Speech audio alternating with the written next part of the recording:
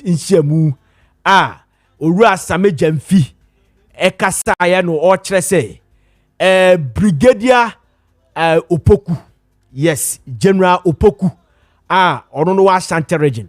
Ena NPP4 ena Kabo bomo pese omu create problem during the election our Ashanti region. Send beya NPP betimi win massively in Ashanti region. Yebe konya kwa kutie that audio no aba. Na mu amusu mu hwe TV no. Mu benya akonya no mahwesa sa video ni bi. Says pa na Sameja Fika asem no. Na no sa danchan ya obetimi akọ Facebook. Catch us on Kessben TV. So far phone no go for search. O search ya, search for Kessben TV. Program no be yaba. Na watch the video no wi na watch wadwene ho. Ye beto ye bo ase ne akenka dia mawo. NDC calls on Ghana Armed Forces to probe Brigadier General Opoku. Etiyanko ni enkotie ekwan a Owura Sameja Fifa so okan.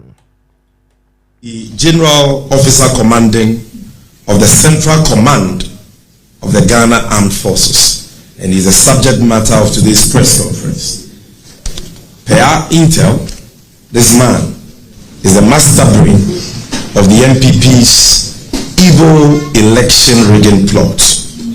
Now, as I said, I want to repeat for emphasis, the name of this man must ring a bell to Ghanaians, as he is a person who masterminded the mayhem and brutality inflicted on innocent Ghanaians during the infamous Ayawaso West Wuogon by-elections held on the 31st of January 2019.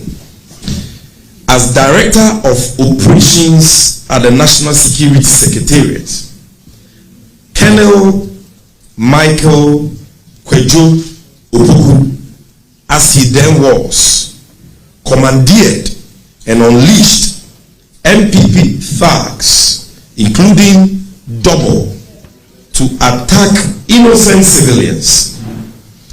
First, from the media, you will recall that many Ghanaians were shot, brutalized, and maimed. Not even the sitting member of parliament, Eningo Pram, Honorable Sam Nati George, was spared by the NPP hoodlums, acting under the guise of national security. Appearing before the Short Commission after the incident, Colonel Michael Opoku, as he was then known, admitted that the masked NPP bandits who attacked and maimed innocent civilians did so under his express instructions. So I'm not the one making up anything. He himself, when he appeared before the Short Commission, testifying under oath, he accepted responsibility for the mayhem and the unprovoked brutalities that were meted out by the NPP hoodlums clothed in national security apparels on innocent civilians. And if you have forgotten, let's refresh our memory. Can we see the graphic.ga.com story on the said confession by the man we are talking about today, Brigadier General Opoku? Can we see the second image? No, the second image. Now, I want the top to show. What I need is the headline of the story. 9 FM. Good. Kessben, so this is a story published by Graphic Online by Seth J. Bokpe. The date is February 26, 2019. The headline is Ayawaso Commission, I take responsibility. Colonel Michael Opoku. If you read the story, you will see that DSP Azugu was working under the express instructions of this man, and he himself accepted responsibility for those atrocities under oath. Now, it is instructive to note that the Short Commission placed ultimate liability on the military officer who is the subject of this press conference.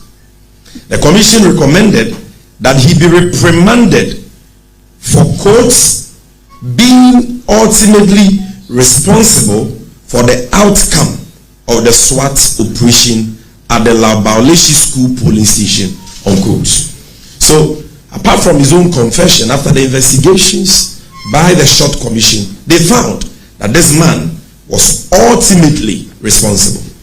And if we can see the extract from the Short Commission report, specifically paragraph 3.4 and 3.5.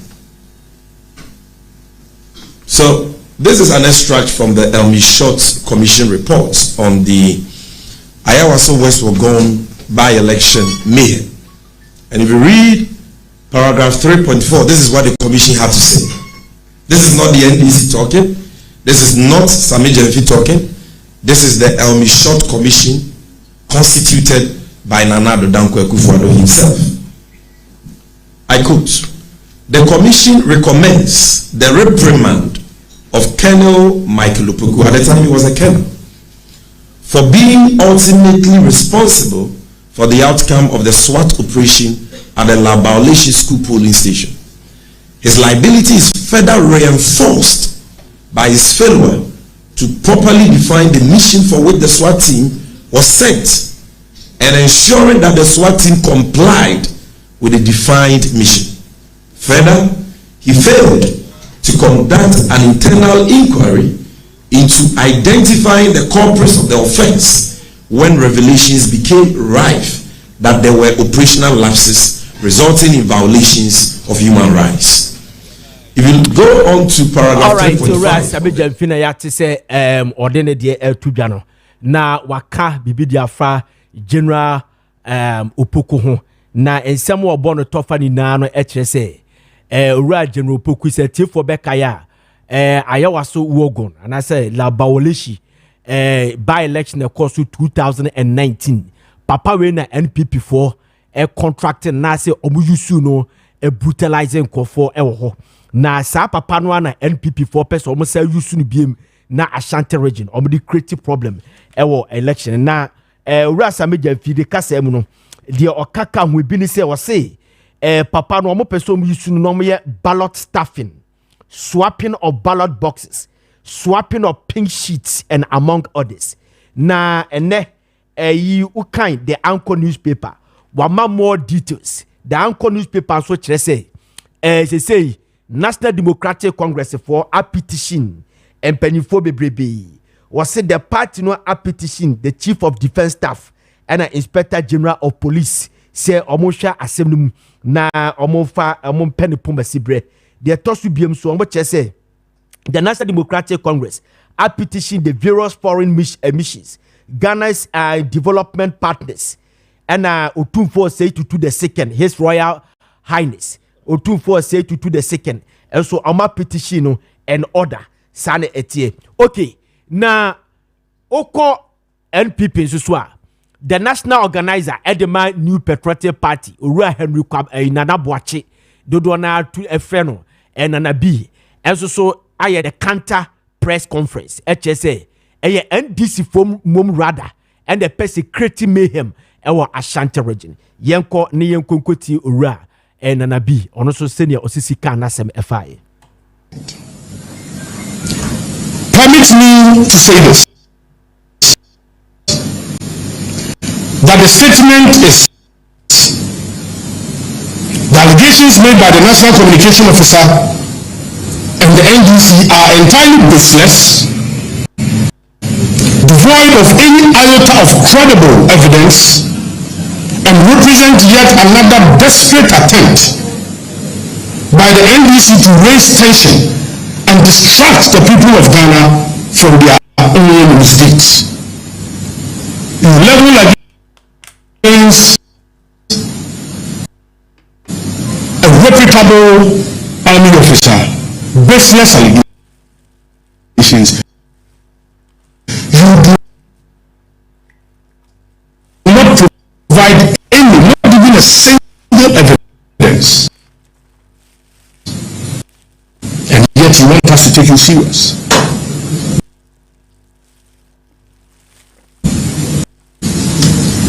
I have said that nobody elections. No, we will vote at the polling station.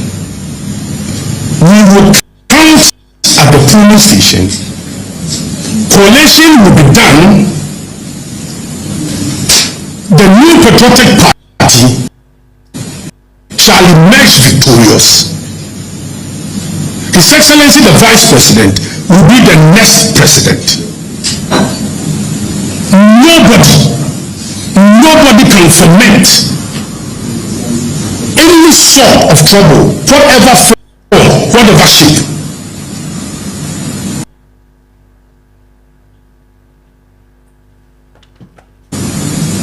Kessben 90%. I dare, if you don't try, nobody. We will vote in peace. We will cast our ballot in peace. Ghana will be united. Ghana will not fall. And I'm telling you, the new patriotic party shall emerge victorious. Indeed, the NDC's communications officer and the NDC failed to substantiate their claim with facts or evidence, demonstrating that this is nothing more than a fabrication designed to divert attention from NDC's own wicked machinations to destabilize the Ashanti region, all because it is a stronghold of the NPP.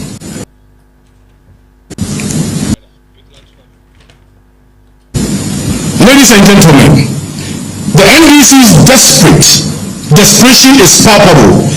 Their press conference is part of a broader strategy to create unnecessary tension, fear, and panic in the Ashanti region by manufacturing an atmosphere of insecurity.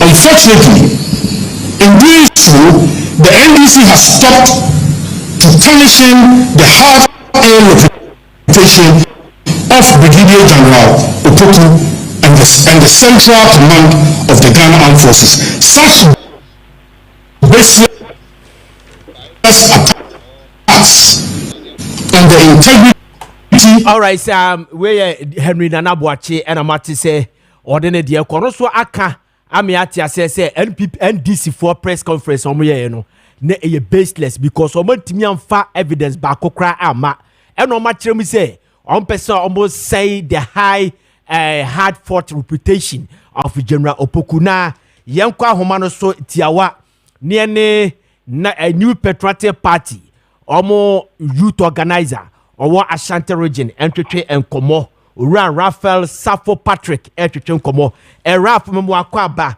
Now quickly tell us, a dientina, ma contracted a General Opoku say on creating mayhem, and that's on swap ballot boxes, our Ashanti region during the election.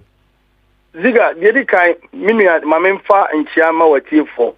Na mena wasi wakwanya na no podi mame enrechi ena Samijan finish sa atro akuhwi no ase this year 2025 about to aka almost 21 days na yato aba na as part of the elections the NDC yen intelligence reports awo aya nyina akire say afia bato no NDC for person de basa ye ba Ashanti region say ya edi ehu ebetu nipa etia santimamu any nipa ekoto aba wa santimamu na omuntimi mpie nto aba to the NDC sa santimai antimi anto aba Dr. Mahmoud Bawumia ntimi woni election and I think this is known to everybody so acquire NDC plans no omuhyehyɛ yemu no omuntimi ma santimai ento aba ne say omudi dedeye omudi violence omudi ohaw omudi ehu ebeto enipa etia santimamu so na nipa no ntimi mpie nkoto aba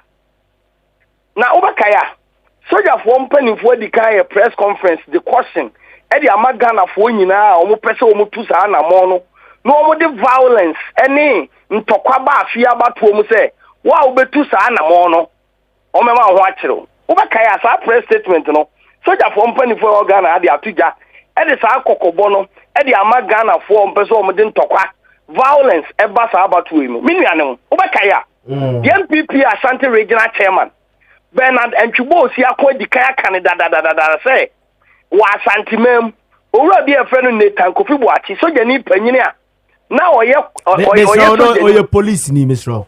oh me pa fa me police ni panyina na oye former Ashanti Regional Police Commander a ono oni John Mahama ne hwibom NDC no no mo hwibom chema wuntumi adika candidate say violence action during election day NDC person omo ye no asantima mu nyinala no Kofi Boachi ne da no enti yen yeti asantima mu ha no ya boa ye ho asia hu say John Mahama ne NDC for person omo de your violence ba asantima mu na ewiase no udi boni na Nyankopon wache na nipa zo hu to na ede ne Sami Jamfi be ka se yen stronghold any asantima yen nipa wa asantima 80% to abama yen na yen sadi de ba asantima to gidi se asema wo kan kura nyansa be ne wom diga eye NDC for boni on be so mu di na asantima atema wuntumi adika teto dada ama nra the national organizer of the New Patriotic Party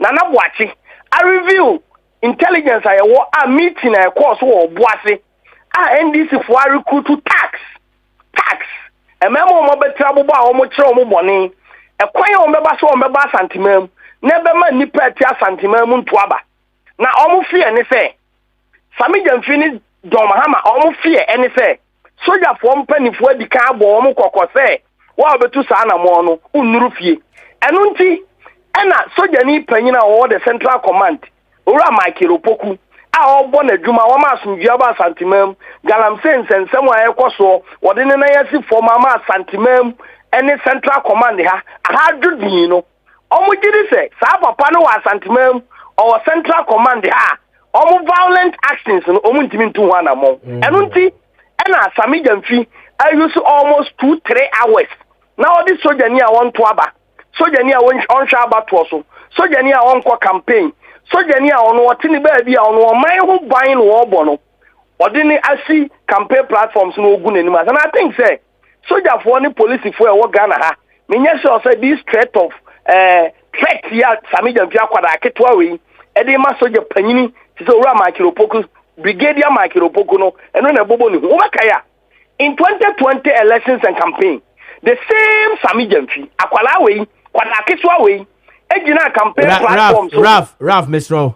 Aya yenyi sade no for politics de enim sade no please wo de kan wasem say diga no so nkyere say me emu mpanifo me ba to boase wo de kan wasem say bia Sami Jamfi address him as a Mr. Sami Jamfi and a lawyer Sami Jamfi but so kwaso ya kora ne sa no mane de every time bia ensem ni bi kwaso na yenyina ye din sa ne yamwa the same Sami Jamfi in the year 2020 campaign okay, the famous statement say police for soldier for prison officers yafa omoduma for 7 good years under the MPP say NDC ewini a obeyi omunyina di the police officers will be contaminous the term of office of security officers will be contaminous with the office of Danado Danko Akufo-Addo and the MPP sa ababuni ye na threatening security officers in 2020 ono sa subaina na wonder di but I want to make this appeal to the NDC.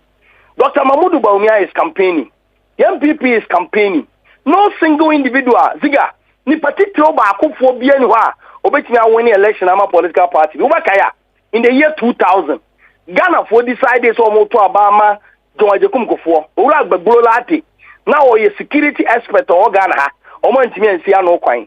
In the year 2016, gbagboro lati ni to bi kwa chi no mo ti ase. And so Ghana for decided so mo to Abetia John Mahama no. Company for back fompo entimi ansiano. They should focus on the campaign because young MPP say the Enra Henry Nana Boachi ejina simpie so eda ye nyuma die. We are winning the 2024 election not because of one single soldier be. Any security officer be never winning election ama MPP ni Dr. Bawumia. Ye nyuma ne bedi en ho dance here. Ye ba bawa 7-8 years ni. Ye policies and programs are implementing what Ghana. Any fast warning since so enya na busia ma any nipa nyina so eno na Ghana for compare Dr. Bawumia any the former incompetent visionless former president John Mahama ni ato abama Dr. Bawumia amwa continue the administration of this country but we see this allegation press conference Ziega me mu adwuma bi akabot na otwe me ensane ato aba Sami Jamfi press conference ye beto aba be wie no aye press conference bo be wo ha because every day they will cook stories. Every day they will cook a different story. No matter catch the media just to threaten people. Sometimes to create fear. na nsɛm a ɛni hɔ abatoɔ Ghana abatoɔ deɛ yɛhunu no kyerɛ sɛ election day polling station wokɔto wotimi ma nkurɔfoɔ kɔto aba ne yɛkan ma no ɔmtoma wa ɛna wodi nkunim deɛ no a wobɛgyina simpie so kaa yɛn yɛbɛbɔ na bi aba so ɛwɔ akokoduru a ɔbɛ respond to those issues yɛte asantemam mo bɔ yɛn ho pɔ ɛkwan a mo bɛfa so a mo ma nipa nto aba ɛkwan a mo bɛ swap ballot boxes ɛkwan a mo de ink ɛbɛgu yɛn boxes mo asɛn no a yɛn yɛakye mo no ɛnɛ mo san twa mo ho abɛyi agu yɛ so na de na mo kɛsɛ okay Rafian Shadiu mame hyasem fa free ana membusa sa question am famra say owura chema wuntumi hyase ka say Nathan Kofi Boachi recruit two bad boys to create mayhem mo aso so asa ka ni sisi ase oh omo fa kon bi so mpeso mbeye ballot swapping ne ballot stuffing and all that sameja fidie no ye ne nana bi say sameja fini evidence bia understood na mo evidence wa hinefa and the kire say NDC for so plan sade no otie nana bi press statement or kai any press engagement or ye no o make reference to 21st September meeting here course wo Obuasi and that is an evidence say mo person mo confirm mo mo yen ko Obuasi hotel no na yen ko take your entries nipa ba house ada no meetings e course wo there are CCTV cameras ye wa show evidence of the meeting that went on. Okay. So the CCTV cameras no my intercepted and I'm you know my hotel the CCTV cameras na the amamo. Ziga, me say, eno na be an kind of said yes. I mean, I'm be gina montra o kata no. Wa ma any evidence. Rafi, me say me person me hunu say meeting do obi betimi akwa meeting because you want election campaign and the electionary campaign akakra na yakoto abante party bia ye busy obi ye meetings strategize ni ade eto betimi akọ hotel wa akwa meeting but we say yen kohwe CCTV cameras ye betimi awu CCTV camera no cameras na be hunu say bia omo ye meeting but as to what the agenda of that meeting no and person me hunu say NPP for mo evidence and I say my intercept video ni bi video no mote se omo ka ebo sa apo and answer mo hunu say NDC for bi te we meeting and ma conclude say omo create person omo create mayhem. Ziga NPP as a political party e ko kase pa ye ma bontene me kansem bia ye pa ye ni nyina so ta asem we ye ken me se chema huntumi sa afi kan ye e bo Kofi Boachi din enye ne and Nana Boachi I'm making reference to a meeting a day any a venue for that meeting or Boachi mini ano Nana Boachi to me find credibility me gina bonten kan de ope and as an NPP see be creative platform can share this idea ye national organizer gina see now be me make allegation what boy hotel bidding mini ano me judi minimum investigation ultimately send people to the hotel take some of these evidences I'm making references to them na collaborate to the information we have given if we are lying and then kwada a servo sample poi Rafi o me fra adwumawura adwuma de wa yi bi na tie de America no tie de America me say ye all back Kessben hasia ye security features ye CCTV cameras wa se e capture bibia yetimi bia nya volume am ye tensam ana adipa no kreka de me kwa tiase CCTV cameras are national security for EDSC akwa hu nyina no se bibipsia yetimi bie volume no yete asam na si de no obi e kana despite say e wo street m e na wo se enkofa akwaye NDC fo akwaye meeting e wo hotel bi Obuase understood yate ase mo si enkoye investigation e wo hotel ho ye be unu se NDC fo akwaye meeting understood yate ase ana me se sa meeting no mo koye no e de na kire se no mo bopo sa na mpesa me kire as to say mo CCTV camera evidence e kire se and actuality se kire se na omo bopo se we can be we can a we can say no na Henry Nana Boachi gina so be ye press conference no anasa mo hunu se omo ni na abochanku na na mo hunu se oh enya nkofo na plan sa ade Ziga me kind of credit me din any manimonyam atoso me see nipa ko ekohia meeting no and some of can evidence report from some of them omo ko tena okoye meeting na bi kura by ho abeka kire eti obi free NDC mu na beka kire mu me see meeting nipa na ekoye na bi kura by ho abeka kire apart from why na beka kire mu oh David na say adwuma ye die say obi pre adwino ho adwembone no now so position we here to respond I am ya mamo baby a meeting call so videos in CCTV report any nipa o mo tra meeting ni mu bi mpo a o mo pedjo mahama amamu ne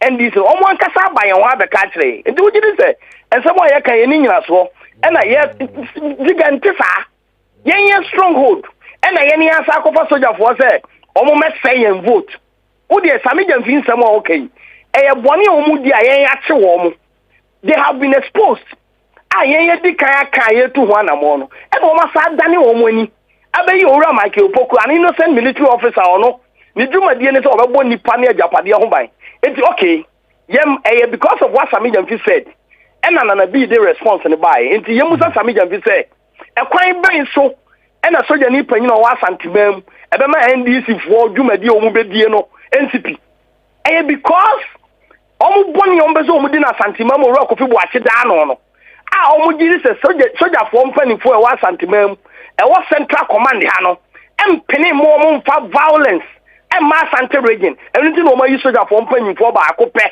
na omu boni di mboni no nyansa e wotsemo ayekoso mu nyina ani na nka ha nya mo stronghold soja ni panyin no ma voter region meka nkyerɛ say voter region NDC stronghold ntino ye be say omu vote omu na wa plan boni say oba but say it shouldn't be their stronghold before they can raise any conflict against what happened. Yeah, me pesa me kan say Ziga anka nipa bia di nyansa beto ho a anka wo blame soja fo mpanifo e wo se o ma ba voter region be say mu vote we die wo se soja ni panyin o hwa santimam no dia mu pesa mu be na santimam no so ma munye e dia na mo pesa mu be Ziga, that should be the question. Only on I say momo planet you or say momo no ne soja ni planet say mo be ballot stuffing ballot ye fane say box swapping no ma ye pink sheet swapping then na mo pesa mo ye etimu be use soja ni pedu state o mo kasa mo pesa mo use soja ni pedini no a eno jese pedini ni na ebe hes ama mo ye saade no na mo be tin kofo agumu a mo be ye saade no send ye be ye obi complaining and na soja for na terrorizing the pano. That is what they are saying.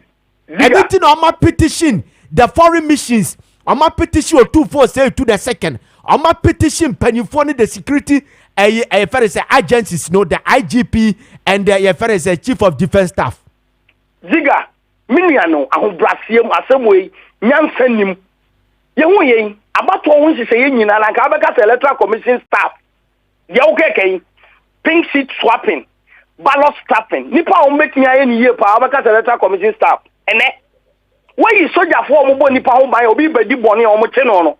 Wo so mo mom na ekodi se adwumadie no. Asem wey Ziga abusiafo eti TV nyansa be ni nimdie be ne wom. Nipa o make me ballot stuffing.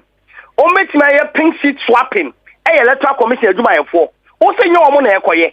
Na mom soldier fo a obi twituo no obe preventing nipa from voting. Obi kofa ballot box no di dwane a o ma dwene se obi a odi saa niema bone ne be ba santimam o mo ma ne nsosidi o meche no o mo ma ne nkofie nkoda wo ye waje so ofa ballot box a untimi nkofie nkoda wo bewu saa soja fo ne na uble mu o de ntia te saa ne se NDC for meetings o ma ye nyina se saa santiman to aba Dr. Baumi abawene jo ma amanwene enti o mo sise o mo de ba santimam ne se o mo ma santifo nto aba enuti no mo hu se soja fo e wo santimam ha ne Ghana ha no so mo tu sa na mo na soja fo ne mpene enti ene ya sa dia mo mi ansa ya soja fo no se ya ye yi soja fo ni si nchen ya ye yi o mo firi abato ni ma ye betimi di ye tax metofo akohwifo a o mo kura aseka ne atuo a o mo peso mbe dede wa santimam ha no se soja fo na anya adwuma NDC fo subsidy asem we mo mi anyi ne hu ye edi enti na why Sami Jamfi not blaming and accusing the electoral commission staff? Why? It is because almost say clean and free and fair elections. Ebekoso. Name say free and fair elections koso na santemai to aba omo lusu. Name so ma mpini ama santemai and to aba. Na omo timi for ballot box. Omo do ba bi nipa bebre egu no mo ye dede wo ho. Omo cause confusing at polling stations a. Na se nipa anto aba adwo ma be din kunim. Na mom nipa ku a o metinya si omo ho kwan sojafoɔ any policefoɔ and until omo ha ase attack the military. And I think we want to question them. Ghana military omo ntina Ghana yenye asumdue. Enye di omo ye na menyi ni se soja ni bi betimi akoto to their plans and schemes. Yen even MPP for in Asante region yenye mere. We want to send that question to them. In 1979, me catch omo. Jelly John Rawlings in the NDC for 3 2 bars and Timum, and back KJT, Abekum, Yamamini, Papa Nomo. At a point in time, Yamamino, the Johnson, and a Pamo NDC for. Okay. And the catch rooms are about to away. In 1996, we were all tafu. So much of where and NDC for training Omo. So many on bad violence, no boy, man, in kind of bush for you. Ya buomo gani ko say sinin for. That's when the election. The same preparation and MPP in Asante region. And omo gidi se soldier for no muso and omo attack soldiers ah. Ye de atia twa omo na yenye mre. Election Asante man beto aba. Ye be boy en vote ho ban ya boni pa beto aba ho ban. Nti sami jamfi so obi bi ka onye fra Asante man. Omo tax omo training omo so omo be say vote no. Ya ready waiting for them. Na ye be treat omo say moa no. We would treat them like best. You be cool on flight if they should try. Rafia Dasi. Yeah, Dasi. But don't move for violence. Them last sentiment. No matter to you. Right. Okay. Rafia Dasi pa. Yeah, that was a sender. Only actually come. Yeah, Semu. Okay. And yen Kone Captain Jabari so entering come from National Democratic Congress. Akachi. Captain Yamu Akwaba. Na Captain. Edienti pa na mu free say. Ewura Same Jamfi only evidence. Na obe spa somebody ashe obi general sa. Edientra. Oh yeah. Good morning. Yeah, good morning, Captain. So Nyame adomara kwa ye ho. We want to dive straight into the issues. Me some better me check here for me check na because makers was so kasa ya check. So na foi Raf to no the bebre de ko e ka to ya bonti te sia no gane na ko be biate. E pe memma kasa na Raf so je say be youth organizer to no so na ere. O ye pia bonti aba kasa.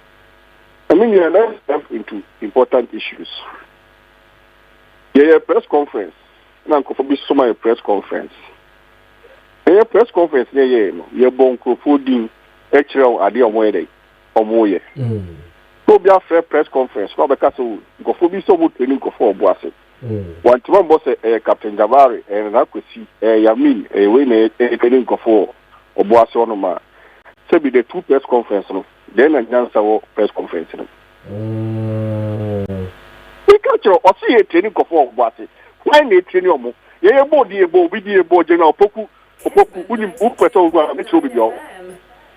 We beat one of them say, oh, national security, our police, our CID, our defense intelligence, our NIB, and my travel cat or say, NPC for training of was it. No dream boss, a asymmetry, training more. A waste of our time and our time. No, we see a press conference. Again, sir, which means those apparatus and other institutional so. A nipa say na o training na o training say omu share ofie we mu na say no more ye. Abi choka so NDC for training say and NDC for say NDC for say. Yeah, in Thomas. Yeah, so makoye meeting bi o you hotel bi o Obuase. Kabito. Wase makoye meeting bi ewo a hotel bi o Obuase. Mo plan say mo be create mayhem. No po obo winding no boy. Yeah, boy, you. Yeah, track at you. Some proposal one moment, almost say one member you. If the trial so, Mr. Mitchell, I say, Kessben for meeting. In Ra, no, say, number of years, and I say, as a man, I make an answer me the womb. What about it? But I can say, I saw a kind of a moon ready instrument to my day. Mambo be a deal. What about it?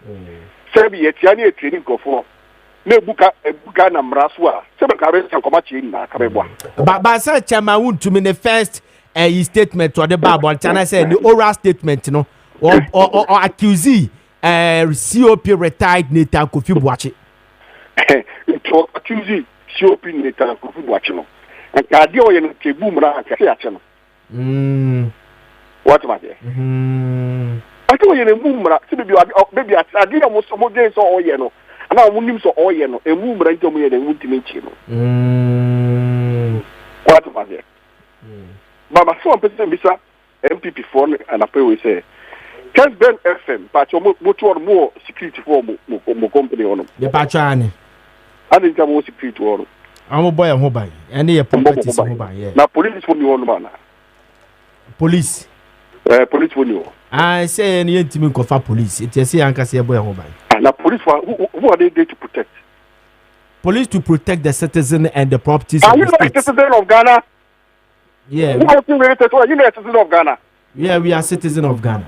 What are some of the country? A boom now. I didn't take Kessben for better so protect you. So it's the same thing as NDC. NDC a boom now say a protect you. Then why would they call arrest us? As somebody catch the union will say, yeah, you butter and say, Captain Jabari by tobacco. Ralph for 2 years did be now Sebi. You can see Piabon to Piabon or by tobacco. Chamaun to win by tobacco. Well, reduce our case over tobacco. But be aware that James over to me, you know, over to me and Sano. So depending on what him. And to say, oh, yeah, who are Santimamu? Now James over to me and Sa, and this is for new wedding. And watch him. Will be an agent of tobacco. Not a tiny baby, what time I can't vote me, and this for new Bakurini Assembly. The good days I have Bama or tobacco, Atomi and Sano. Sorry for collecting church and Bama no more. I see. So, people have said, Father may make catch from say, young people tell so, or be a day to me, you know, young bread. I was at the money. So, for the new wedding. What up and back so no police station on them. And for the above riding, your chance I go from this to me to me, and son up to America. So go for the trail. So go for the train trail. Some police station to me and so on them. Near me. So it is not a crime for any institution to have its own internal security to protect itself. Kessben for your because police for horror. No must work for security my head. I bet Kessben honor. But a movement into even government institutions can almost their own internal security. For Supreme Court, they have their own internal security before the police are there to support. Eti dia momo ya ne internal security a omo mo ban mo ban during and after the election, right? Yes, that's what we are doing. Na ya capito ya shadi eyi na me buisa rap say the evidence way say na o ka say makoye meeting bi or Obuasi hotel bi. I was asking him, say yes, nipa bi betimi a omo ye NDC fo betimi akohia akoye meeting but say e popa na omo bo ne de ebi ana unim the agenda ebi kwa na omo strategize kwan a on be fa so omo campaign na message na omo ye dey na mutimi akizu omo say no omo plan something like that. Okay, now let yenye the flip you know General Pokuya mo accusing papa yi the evidence pa na NPP for NDC for wo ama hunu say ebia woni NPP for akwatena ha ye meeting e pobia ama bone makeka ballot staff the swapping of pink sheet and all this stuff. But tell us the evidence na mo meeting by actualities be na mo CCTV cameras the audio be na mo intercept the pa na kire say General Opoku ne NPP for akoba po meeting no mo ye no henefa kunya we do say I feel now may put details of the issue no say we can General Opoku minimum pa what was it also the minimum pa the evidence and say I also was a wagon incident yeah Obo Nkofo asum the bone for a paper for the Executive Commission. Momotna some national. Na Opokuka Humbi. Please, is that not an evidence? Any evidence enough. I was so go listen to me. I was so there be many judge, but me a broadcaster. People are listening to us. A lot of people are listening to us. I was so gone was 2019. We are talking about the current year. Say story now about. Okay. What must I say? We are also going. Yeah, they are preparing call presidency.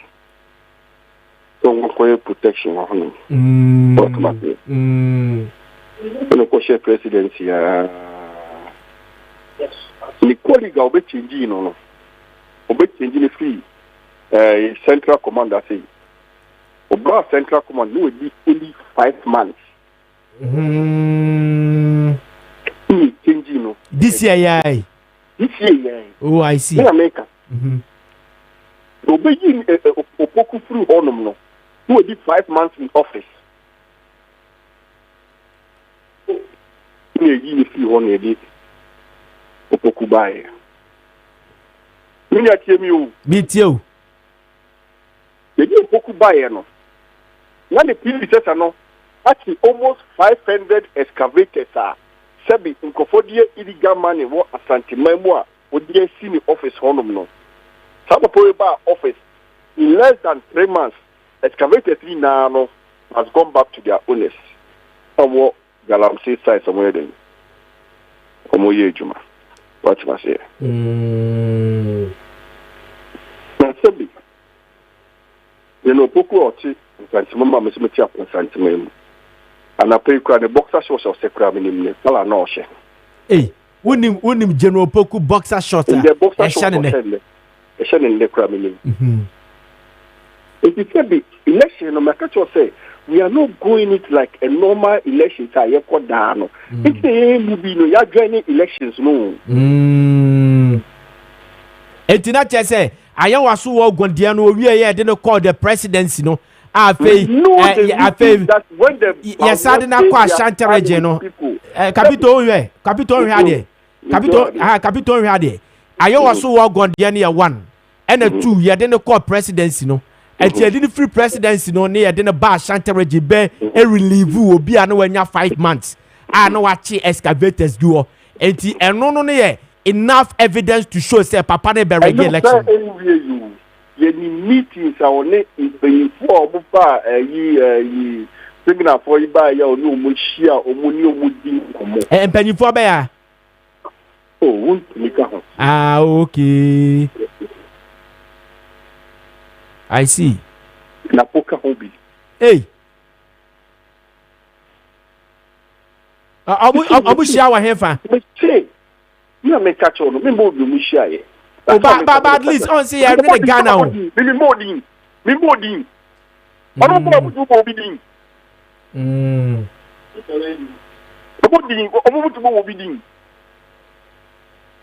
Baba said Dean body and enough. What's a politics grano? Obi to be some show be. Who's another now was a bimu rap for the one can have but a bimu bobo. Mon call for the bidding. I don't want to go there, but you say a deep body there and yet say you know. Mainland, no be South Western.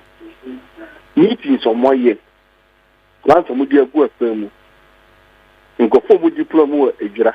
But both are more shots in or conferences are soldier for shots of conferences are more corner. Thirdly, with the new Belgian Obiano, so the engine on more only political color. What was it? I was there during the period of NDC. I was there during the period of MPP. It is hardly that you have a conversation for me for you to know where I belong to until I left. And she said, "Be a pono mobono, and you only computers me AI for a bonkomo only nipa in the casa. Nipa sono what one the political shit and channel. What am I saying? If you come on, we are monitoring them They are both one by one in a central region. Just some bono.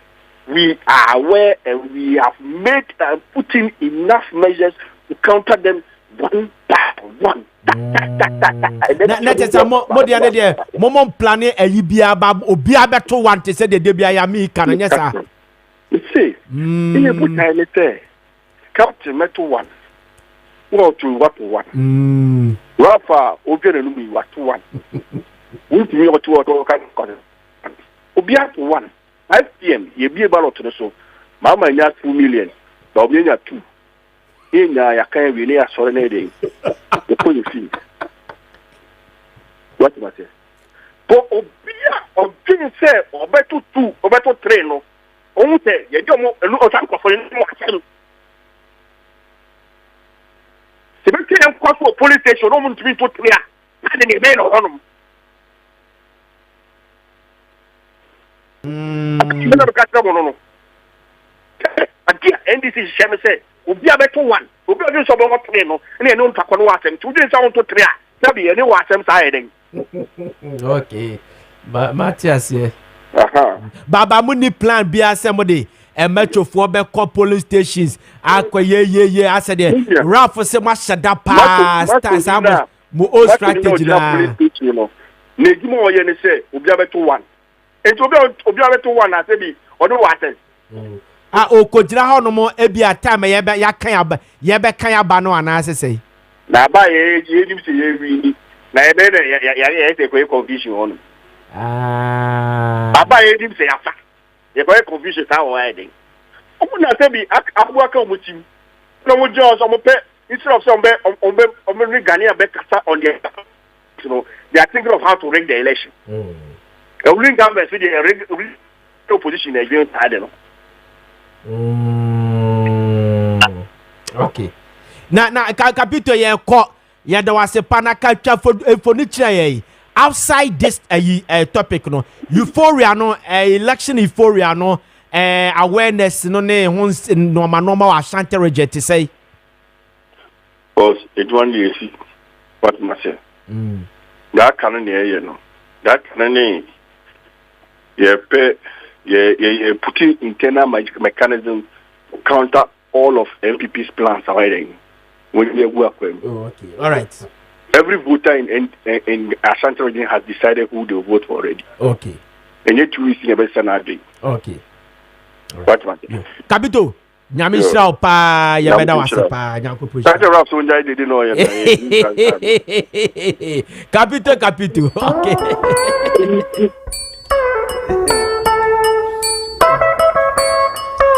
Okay. Yes, okay. Abatwe. Yes, Ramo. Na NPP for accuse NDC for. And NDC for so accuse NPP for. Abatwe sa counter accusations ne counter accusations no. Eya kreti e fa say tension e dia bagana. Na enra kra ya interceptive video bia customs division of the Ghana Revenue Authority. Etimia intercepted ye fere say 53 pistols. 53 pistols. Every container mu a obi di free amanane dia ba eno amonsa asom. Na ye busa se sa no ma be sensu efri hefa. Yenko tie sound no mu amutie radio no.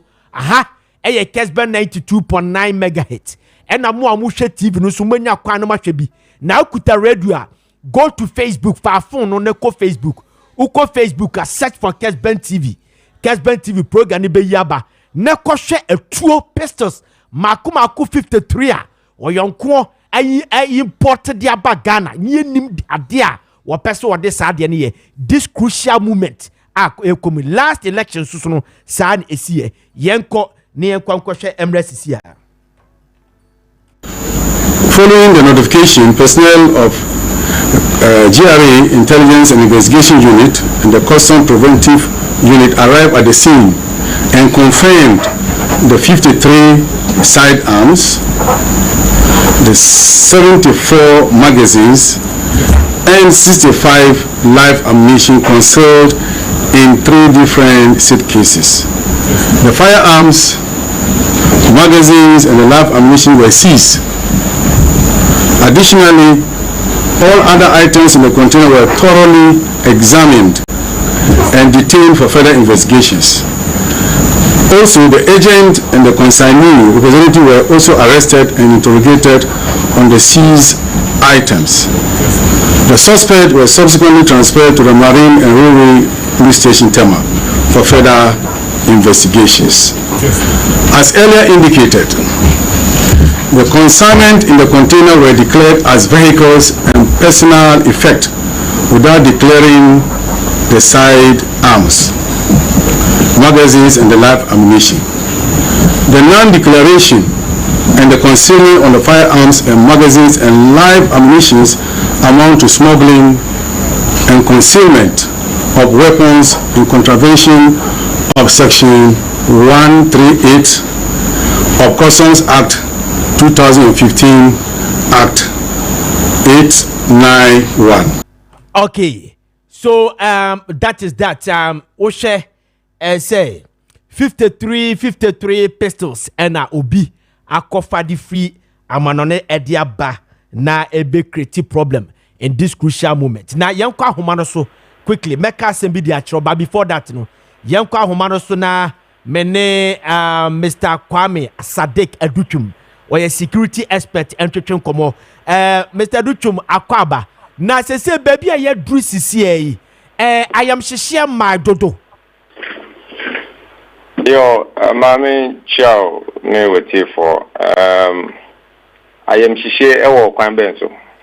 O share a political parties ni mi oni nyina no obi accuse ne yanko say on pese yusu metro for obi so obi yusu brigadier general obi so obi yusu general obi so obi yesei episode creating mayhem and as see ayete aye no kra ye nkanwie ene ne okwa yusu so a 53 pistols a yi asojafo ene custom division for intercept any san no mani na in this crucial moment aka 3 weeks am yakoto aba no emfa nkofo no ngu jam dodo.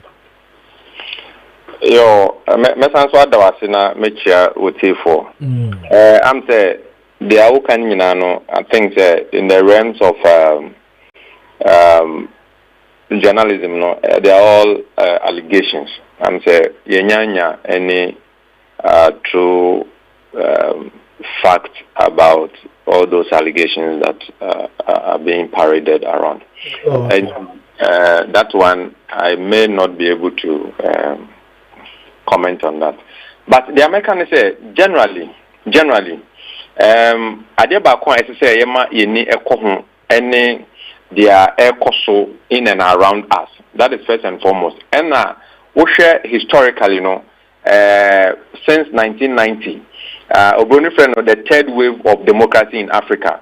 And to share abraje Kebman Kebi amembo etumu Ghana I'm saying Yamiadom yako abatu ya when toso enkron and what try any nyinano ebiane ya emrene beswa in some way efimu epp but largely no okani nyinabo mo I think we have done well. We had the last global peace index ranked Ghana 4th in Africa and 51st in the world. As at 2022 we were 2021 I think we were 2nd and then we jumped to 4th. And no Emma worried kaka say what are some of the issues? For instance, you share safety and security issues within the country. Internally, you know, some of the issues like possession of illegal arms, issues of crime, and other related matters. You know, all those things contributed to some of this. Index, you know, index ranking, you know. I think from the Small Arms Commission, almost about 2.3 million small arms are currently circulating within the country, and out of that, you have about 1.1 million which is being possessed illegally by civilians. And now a cause for worry because how individuals go about brandishing weapons. The last time the ACA war Adabraka, we saw the use of weapon. I mean, the people were just firing indiscriminately and all of that. And see, all this things, is a cause of concern. And I say, how be say na and who and my dream no. Me say as I say, amanyofono in connection with what is happening around. Because if you look at what is happening within the Saharan area, especially effort towards preventing violent extremism, this violent extremism issues now it is not an external issue. It has become intra issue in the sense weapons to me and clapping down on. And I say, to me, and Shannon, say BBC, and I say, Yanshania in Kofwa, and I say, Mbebuna, or more memuno, every use the same weapons, Nyoma, Enye, especially with the advent of media, social media, people are seeing all the things that are happening, and sometimes they also have that penchant to emulate and then looking at difficulties and challenges, especially economically and then social life now. Ageno any suenu bi etumi ebemu asa yentumi anso anu ya na yekoso do some pension.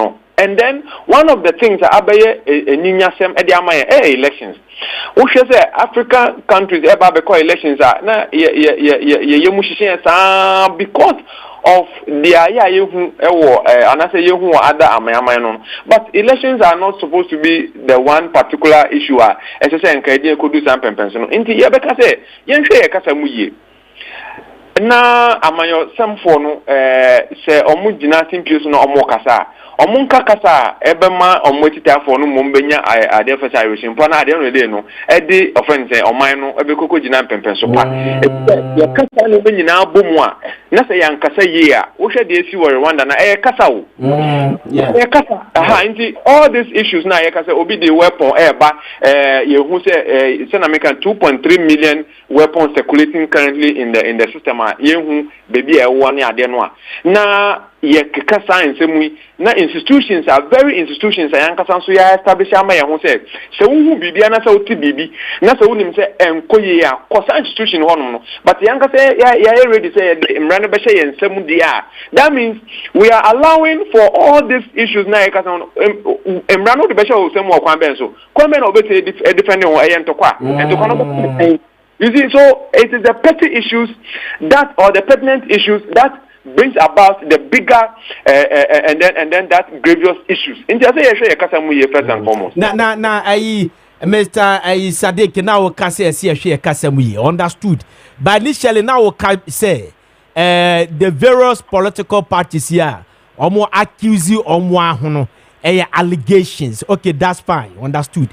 But ye kasa allegation ya omuye enya kasa yes ye hwani ye bi no omuye because obi make a wide allegation that can incite a citizen bi obi free say ono no free so obi be deprive no the civil right so enti bi asa nipa no so to ha no amen ho ne sa no ma no so say ye ntimi connect ne kasa ye hwe kasa mu ye no de amanyefo de mienu ya wo kasa mu ni very say evidence na nusu betimi a create problem. Of course, I mean that's what I'm saying. Largely, no, and on the basis we have seen in other countries are creative problems. Look, when George Bush Jr. Made a declaration, say Iraq. Iraq and based on ABCD, and Iraq. And after 20 years. Were they able to see that? No, they were not. And see, what happens is that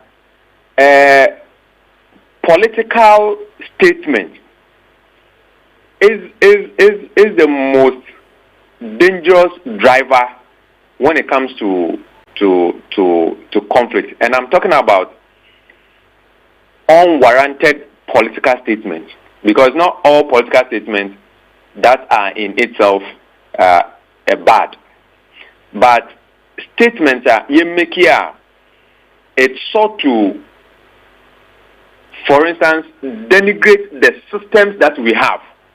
Because say ye can say obi be say na ye ma ho kwan masa nipa no enye saade no na ye be make sure say yankasa ye be boy ye ho ban na ye be sisa nyoma na no na de akwan ye be fa so ye be boy ye ho ban no kra no ye mfa ntudwa na ye be say ya. What happens is that because it's a fierce competition, you know, it is also based on a lot of factors, you know. Obibia onuso interest no kwanya onuso be prepare no no. Meaning we yenim kwanya nimpa be prepare no ho.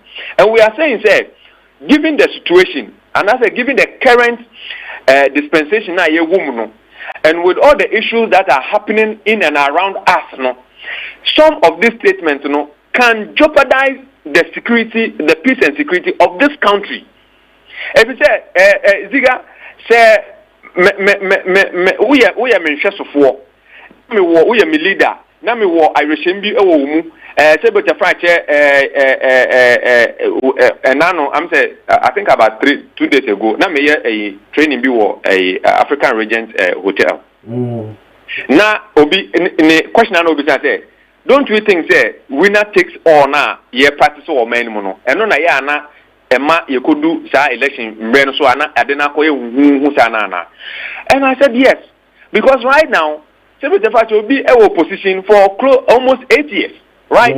The person wants to come to power.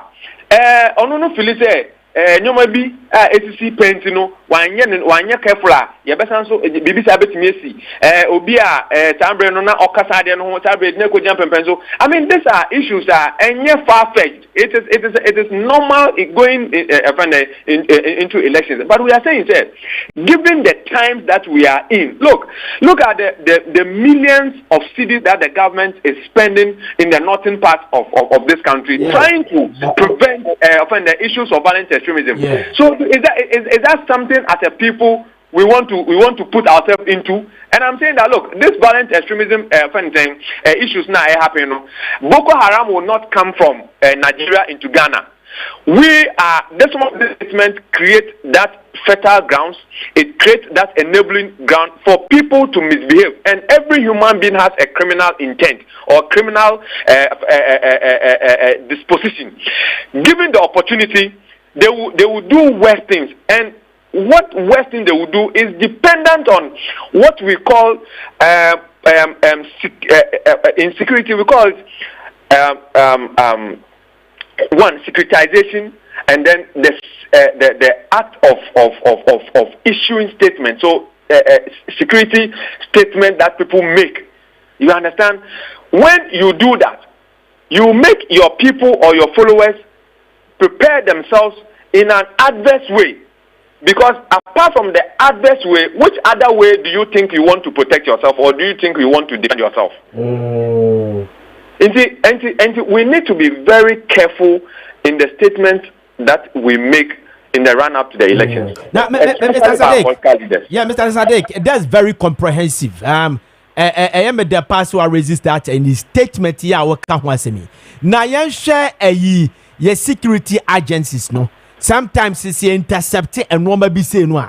Are they not also, creating problems? Because say a whole press conference na ye church resade no na shase na social media no, it is unlike 2016, it was unlike 2012, it was unlike 2008. Say no akura to me as a one press conference na echo the whole Ghana. It's almost like Obio Yusufu bia ebetimi anya sade na hwe eba sa no a and drive out investors eba sa no a ematimamufo no omoye mo hyehye omo eba sa no a emankofo omoye timamufo no mu nwane enko se o mame kobo me hu adwa akopem se bia beto aba na wie because the security for no show no kire se bia bibi betimi asigana na ka bia ka security for no yen kan hya kakra yen kan hya kakra dance ye church sa no ma we se no. Well, I think every institution they have their mandate. and they have their way of communication. Minim their echo more after GRA outfit almost intercepted this weapons and what the echo more they did the press conference. That I cannot say, but what generally we need to know is that as part of giving value information to people to also plan their own good life, or generally making people aware of some of the issues that are there. Communication has to be timely. Has to be timely. Yeah. And I don't speak for GRA, so I don't know what went into say press conference. I don't know what went. That one I cannot say. But you see, my young fan, the general atmosphere when it comes to security issues, I'm saying that Ghana again them. Enti mama yensuso kasa no a ya amanyofo ne ka no mane nye te se eja e de Ghana mu I think I was in Yendi about 4 weeks ago, and we share the northern part of Ghana, the country, very peaceful. One or two protracted conflicts money women so any the level or the severity we won't say classify the whole of the northern region to be like the place is not a peaceful place. Dana adena kwakoye enti enye nyimpa ba ku mienu bi omo kasa omo beka no ena ebe ma na ayete say Ghana eje de muama se beta fight anape a wasori kra no ebia wontumi nkonko di wuduma ana say abato na ye kwakodo on the day of abato no eje betum ama se beta fight wontumi nkonko di wuduma enye sanity enti na ye koso aka say you see the media no very crucial in our governance system. If you say, Ziega, anopay, obi betie wo kase ebo a obebo. Na o dey make a decision. Me fa ne say, o person okoto ebia, okoso sika kra no a, obi ho no mo a, nye obi a na obetimi akọ internet no so, obetie ebia wo business news. Na we hu say, oh, anopay say me person me koto sika, anase person me ko dis adwuma ya, say na eti e wo dwaman so. And the same way, and Obi was on a pay. Onim Sanya Omano, ne bambo honsam eti, no more BSC, and to do baby, I said, Yama almost omoti. No more say, this is saying a cosunti, then a basanoa, and a mobile of me to a mancasacrano, made by after ye, and also our. Into Mono, we are very crucial in the scheme of affairs. And it's a Omunia Kunya, not using a platform noir. It's a say a cacasa. Edi ade offense akomatoyem emmom edi ba se impo se wo grievances bi kura no aye pese ye advance for the people to know say sana nyoma bi etimpo a ye ka no ese say ye show na ye hwe ye kasa no ye na ye ka in such a way a at the end of the day no edi ade offense abotoyem so ebe den edi beba na nyemmom se na ebe ya ebe kwa say we are beating war drums. That is what we are saying. So our political leaders should understand say the very people now they want to come and lead, they cannot kill them or they cannot plunge the country into a chaotic situation. And who are you going to rule? Ziega, as I speak with you this morning, according to UNHCR, about 1.2 or so million people are displaced as a result of political instability, armed conflict in and around. If you come to Africa, you have about 13 or so 13.6 or so people, million people who are equally displaced. You see, so what do we need for ourselves in the run-up to the election? That is the question. All right. So, Mr. Sadeki, I better CP nana kame wo question ba ku bia na person busa ti awayi mame commission on a small arms and light weapons sa statistics here that was 2.3 million people arms na yes circulate to this country about 1.1 and enye online is illegally sa data we say me be kai say 2015 ton na Kofi na peacekeeping center sa program ne course ya use sa data we sa can they updating us say ebia sa be ni ehunu say bia dodo say no system from 15 years 2015 they say 9 years ni are we still having the same data ka ho asemi so in the excuse me so you realize that as at 2015 so I talked about as at 2014-2015 we had about 1.2 million or over yes I mean about 1.2 million weapons in the system. We are the data currently is talking about 2.3 million small arms circulating in the country.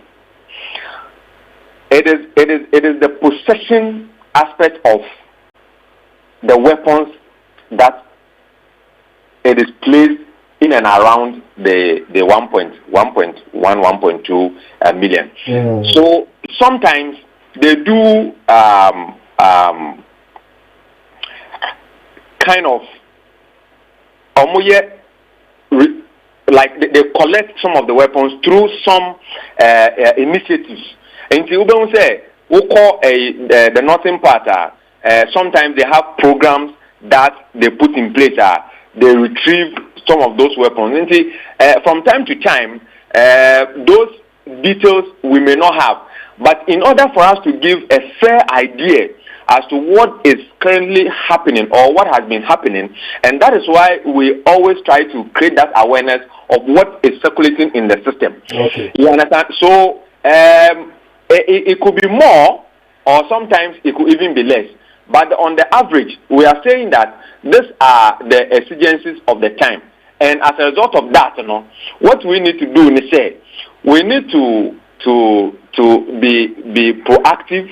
We need to act in a way we'll be able to clamp down on some of these things. And I think it is part of the reasons why maybe the GRA in what they did to be able to tell the Ghanaian people say this nyomo bia na ye ka no emu bi nie enti no ye ko enim no as say ye hu kwan ya be fa so a ye betumi aso sa nyoma no ano se no be ya enkonkoye oyende empamaye. So I made a statement about the UNHCR. So sorry. So it is about 120 million people who are currently displaced as a result of political instability and armed conflict. And if you also look at, for instance, in the works of the Rotary Club International, it also gives a figure of about 70 million people who are currently displaced as a result of conflict, violence, persecutions, and other human rights violations and all of that. And elections also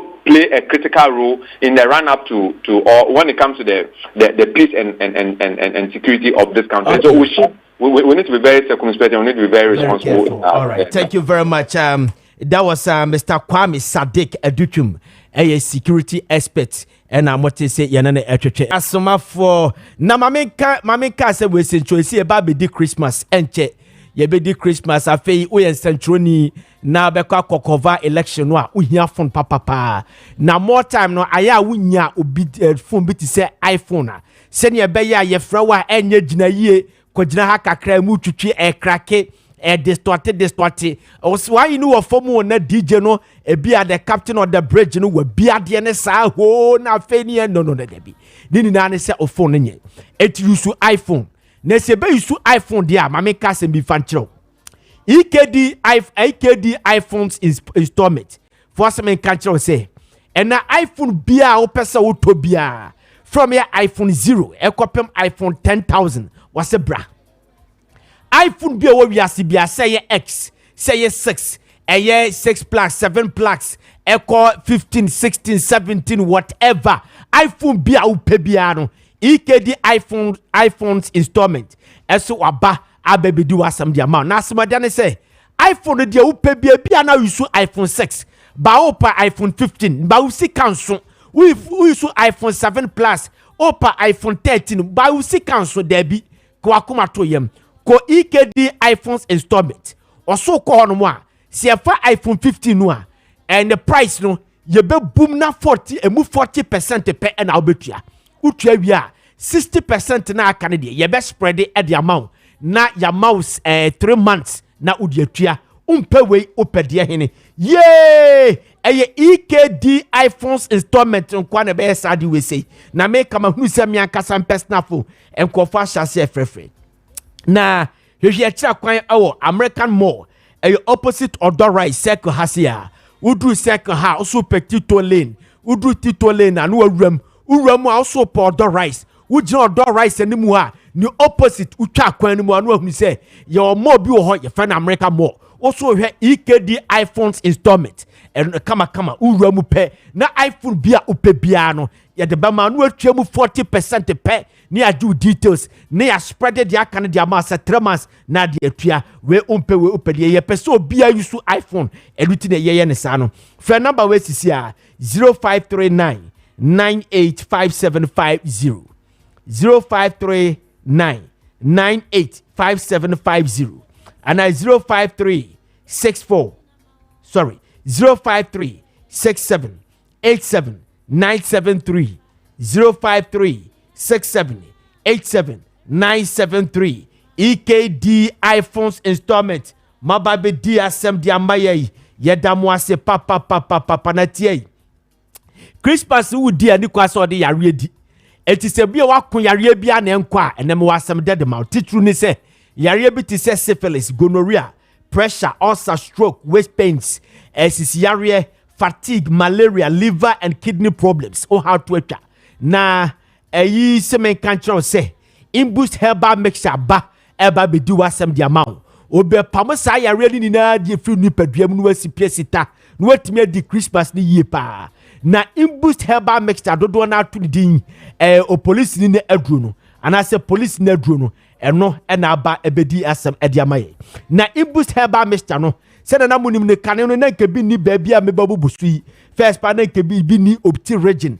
ne bi ni one boga tanga tabalene ne importam ni na ba na yedi ko ho eno ko opti region ubenya biato ukọ wa ubenya biato ukọ boga tanga benya biato tamale ne importam ni na ubenya biato ena akọ obankra haya okaisi drug lane eno so ubenya biato ne yedi bia dru boko atubako so ubenya biato Calamet pharmacy eno no low cost road ho ena abenya imboost herbal mixture dodo na fe no police ne aduro no ya bone samra ne fe no police ne aduro ne edebia ato na o se me kan tro se enu obi a wanya yare ana wo yare nko a na abetimi anu police ne aduro no ana se imboost herbal mixture na emom se wotia pa ese se wo hia se obenom police ne aduro no na amawo oyi asojafo na ewo ohun komo asojafo no na ama SCP asita boost immune system no na se yare bi na etwamu a wono to kwanta pai enadia obetimi abenwo na wapob di na SCP asita ope dodo atu akoton ana pe ba kopo anuma friend number we sisi a 0246 208496 0246 208496 police ni na duro no imboost herbal mixture ono ena ababedi yasem ediamaye ya obanuma dubone nesuso enkawoda na Bayport the whole Bayport se men kanchro se wo di Bayport fixed deposit aba na Bayport fixed deposit no aya fixed deposit mu Ronaldo aya fixed deposit mu Messi aya fixed deposit mu ni na hene Bayport the whole no se men kanchro se your flexible options for 3 months, 6 months, and a 1 year offer. When you offers no ABSO 2 years, 3 years, no one qualify now mature na okwaji interest no hontesa you 3 months there ho you 6 months and you 1 year no one qualify na okwaji interest no na Bayport nkwanso ne fixed deposit awoye na se mature na se okwaji interest na yetua ni na edema yentua bi nya bi yenja ya no mo a yetua kakra ye so okọ echie no aba beje de aka no bi a echa so 3 months time ye se bra beje de aka no ebi okro mutimi ka so network no ko form to de juwe ne ko dabi be potent sa ye betua ni na de amount na peso be port fixed deposit no interest da so no eye interest abetimi de abobra. You understand? Ubetimi de atre wo business im ubetimi so we need business ko betimi de establish a comfortable business, a lucrative business. Bayport the whole day omo ababa be di asem e de amaye Bayport nko na be sa di we say na we nya fixed deposit no aye so kone kofa 50,000 fabra kofa 1 million fabra kofa 100,000 fabra ansan watimi a qualify na say watimi a sa fixed deposit de yente sa Bayport de wase ubetimi a chase de free 5,000 Ghana cedis titiscan 50 million etibra affordable pa etibra nepa sika bewram na ebeje fere say interest papa na Bayport say wonti bibia se a free number we sisi a 0245 15 3282 0245 15 3282 and 026 300 7922 026 300 7922 Bayport the whole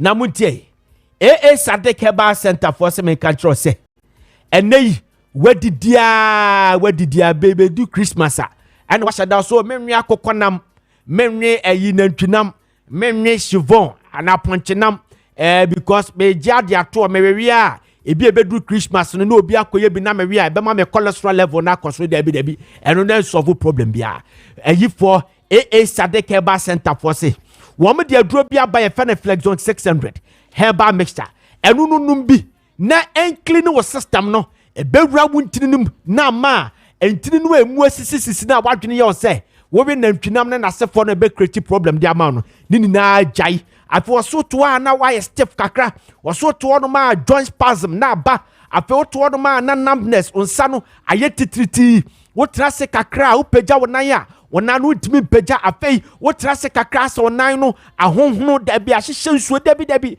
enu kwa se ebasa yare bi na ebo kokoro no enti Sadek Herbal Center for say compare Flexon 600 bi to 600 herbal mixture ni bi koto na endu wasem fama afei a treat sexual weakness mo a mo de boss wa sisi anu magye mu no enu kwa se be ma de esa utumi eboni hie na ura na ura na etumi fro ura okay eti Sadek for enediaba no bo sa de aduro for diaba ye fan elephant herbal mixture wase obi akoko how pa na duro kese pa na pe burning sensation against the waist ope to hono a na usisi mo hyehyew afo obi hono ma constipation tete no ama ne yamotim etimi kofa problem bebre at the brow enti ose bobodia ne kopa bi na we no 100% herba enti se odo hu jim na okopa elephant herba mixture no bia ebetimi adu asem e dia mawo afo ose Sadek herba powder so wode aba na Sadek herba powder no eno eyo koko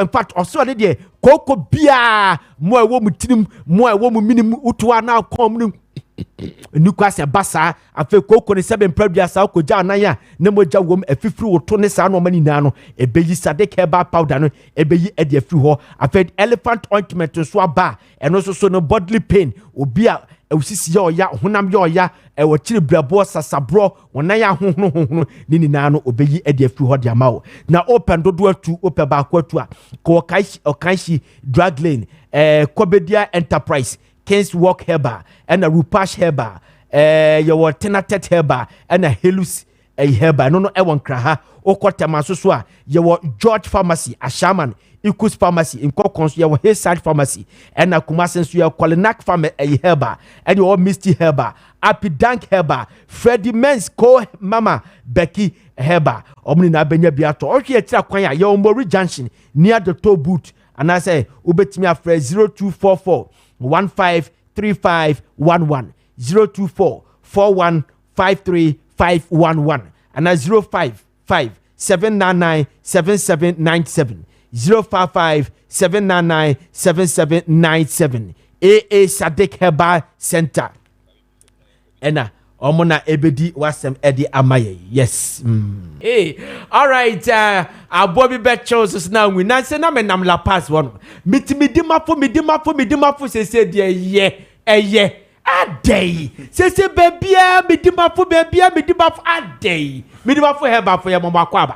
E just open kasi. A day ne baby, midima say the la pass in now. Aye. Also do la pass. Yes. Open la pass straight. Now we do ye friend say fly top. Yeah, okay. Overpass. Overpass. Oba wanuma baby ye besiu no. On say oba wanum kakra baby a omo ye overpass. Yes. Traffic lights na show. Good. Ye friend say new boy. Sa hono taxi rank you. Midima for na ade na si taxi rank no so kwan ya so midima for. And I'm say hey. Midima for foi. Oh my ade. Nyame de ba kopɛ my yes. The credit about copy my idea pa. Nene dia na mo my doctor ho ye die. Doctor ho ye pa. Me no ka se kra watena se. O poku ase mayira. We ye adwuma. We ye adwuma. Ha ntina. Doctor so okongura mu na nyame de sa de ne ba no. Emre bi me na bi ka se bi de kire me. Ne kre. Oh yes. Ne kre pa me na so okongura mu a. Okoto sa aboata mienu e ko a. Yes. You understand? Dia ho na hwe. Bako defeat bako a bako be kwa kwate aduaba what the can obe sorry say aduo ne ye bibi yes emre bi odimafo be kan asase no ha me kan ya no eye no kre yes masam na me kan ye no kre ene de na mo mai me da se na ma memfa nchia mfa ma watiefo no ahwefo ena no pay na sade na wo ka no sade onyankopon etimi da enioma di e woda yesom de kire nipa dasani no sa pepepe ena onam na di yeso da enua hodo ne haban hodo a esanyar wadodo na ede kire doctor time na so medimafo e ba hospital doctor edu jamfi okumanini ede kire no se we ena sanyar wa hodo enunti fa sanyar wa hodo ebra na doctor nam kwa so na owura mo Burkina Faso na duru ba bi no hu se da bi asade akura die enioma enko yie no nyame esi behwe no na onam da esumu eda enioma hodo adi de kire doctor eno achi no doctor suan de onyame de ama no eno san so de bibiduro ade suan so sa kan ho a se no wono ankasa asua de hu no se nyarewa wei oba sede me ye hwehwemu wo nipadua no no me hu se nyarewa wei ha no eda sei ebeko eda say metime atu ase ade ama ho eno nti eno tambia doctor tena radio ni TV so kasem odimafo ne asafo awurade nyame obo asoro no obo asase no di nipa enso ba asase no ka kire onipa se moni adu abana mo fa haban no mfa nsa yare no sa haban no na doctor de sa nyarwa hodoro na anyarwa hodoro nso ubetimi ate haban de asane yare a agise nipa onima haban eno otumi ate haban nipa haban kasa watie eno obetumi ate haban de amobi ama ne ho atono na opo obi ewo wiase nyina Ghana hafa na ba bia doctor time da so okasa haban te na haban so kasa doctor so ete eno ntia no pai ba biara wo how biara woni padua no no na ma ayare ahodo atu atese eno nti ana me kan kire o se oni ba bia akosa nse wo last stop no me dimafo ya ba hospital doctor time na so me no kasa watena se opoku asemayira ade ba ko no se opo bi wo wiase a ono ankasa na duru a waye de ba wiase no ono mbia doctor time na so eno nto beba me dimafo no na doctor wo ndura hodo no nyina bi woni table so a oye adwuma kakra no hu se ebra aboi asesa me no medro no bia ono ankasa na duro ana onom enti so bi ye duro no onum bia ade na kire se ode mawa oni gidie o gidie sa ampa sa yare na onum so na onum no sade wa kire no so a no kwasem no se eda na wode a sho no kura enso na ho atumi ato epoku asem ayira kumasi abu akwa atwema ogo special consultation ho a eno ye Fridays enti wonu ma o mse o ye de busy ye nya kwan ma medimafo no pacho je numbers ame be buboi me bubo numbers na oji a o special consultation a o frappe eno Friday da o chena eno nti o fra time a ye de be ma ono ne number de be ma ono sa time no pepe pero be ba no na doctor tena se cho special consultation na de o betena se anka so obi esan me hoko ne etie no say number ne time ne de ama o enti sa time no nipa na time enti bia 005 obi 0010 005 no be kwa 0010 no eno nti se bia wakoho ntem a na ne wo na ope na wakoho ntem time I dey show no so na akọ ho a enipa na oye 005 no ne time no so obekọ ade agyawo ebi nso na akọ akotena ho ntem na first come first serve no I from Sunday to Thursday Fridays no so betimi aba onko for special consultation crowd betimi aba sanse a doctor for no edoso a nurse for no doso anunti obi abetumi ahwawo ama no ayeye number sabe from Dimafo Herbal Hospital no 0244 774282 tieni yepa 0244 774282 and 0245 449592 0245 449592 and 0500 727215 0500 727215 ni atiana sa obi wo awo monone na wo hwe na ba bibiara awo oba bi hia awo oni awo esan se onya benti no ye twane mpoa ye kan sam dodo na de kire ne nsam ya ne kachiro mpacho wani da so nyina asa Bramedimafo aba hospital wo hwe ni padua no ho hawo no ba bi efiri enti a wontumi enwoba no na owi a edro de ma no ye se toto ba ko anajo de guo no na mene na one be ma ni hia mu nhia bi mpacho bosome nso no na eba no dem so yo chinyifo oba bi ye Thomas be ma bi ye Thomas a oba Medimafo a doctor upa eno na beto nchia doctor beka kire oba mu adura mu ayuso eba no beto mu a na oba betua woka na for the first time Ghana bakosemu a ayarasabia bi eje ehiafo ne esikafo nyina bom Medimafo ne atia no se obi amma Medimafo aba hospital ama doctor nkan kire o se kofa 1000 Ghana cedis bra yi 2 ansa na mahwe yi 2000 2 ansa na mahwe mpacho Medimafo entesa esansa obadima de oni bie obadima obi oyare obadima wona nyarwa hodo atu atese woni paduanom eno nti doctor enye saade na ho wosifa sika kakra bi baje oyaresa sika sei ne kita ofabra na Medimafo pe na oba pacho e lab ho etwa scan ho lab bia test ahodo bia wose aye bia ye o Medimafo ansa na doctor de draw the account on fiti prekope ma adresa kokonom esan se obi o kra oba ne yare ya no ya na empo no obi o kra o hia duro obi o ebi hia massage keke eno nti doctor hwe ni paduanum wi a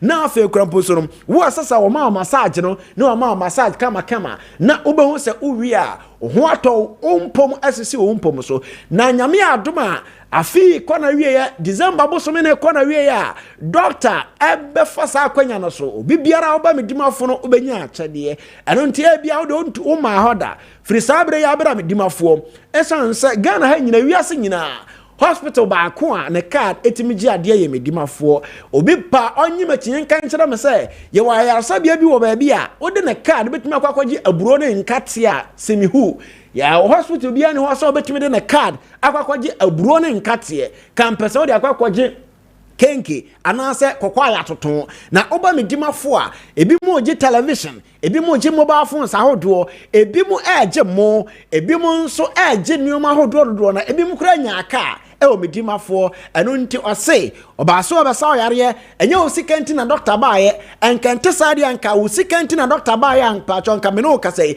ka doctor ye nduro no yakwa kogu ayaresabi ahodo na mu na odikogu ho a ukoto ananka ne nsa aka ne sika nanso no de ose da bi memfa sade no mfa nsi mene so brana me nsa oyare na me nhwo na ko eno nti wo ahan ya wo so fa bra Medimafo wo nso a fibroid enso etete wo ye diabetic patient na Medimafo na wo ba na obi a wo ye diabetic patient na anamanfo ta bisa se na me wo diabetes ametumi anom kubensu ya na me pa cho ani wo betumi anom ade ba akọ se me no ma ne mmro so obi wo aka so betumi anom no na otumi anom ba miensa enan ade bom pa cho sa ade ne emwa wo diabetes a wo betumi anom kubensu ba akọ eye okay ade ma oni padua no obi a pressure wo so pa cho wo ba Medimafo sa so na wo stroke a chewa wano achia no doctor ma na ma akọ miensa wano no ebetene eno nti doctor aka kire o se say onyankopon no yaresafo na say o ka kire ye na empo 2 Kings 20:7 odifo Isaiah ade haban ahodo de sa ne manfo yare wo bra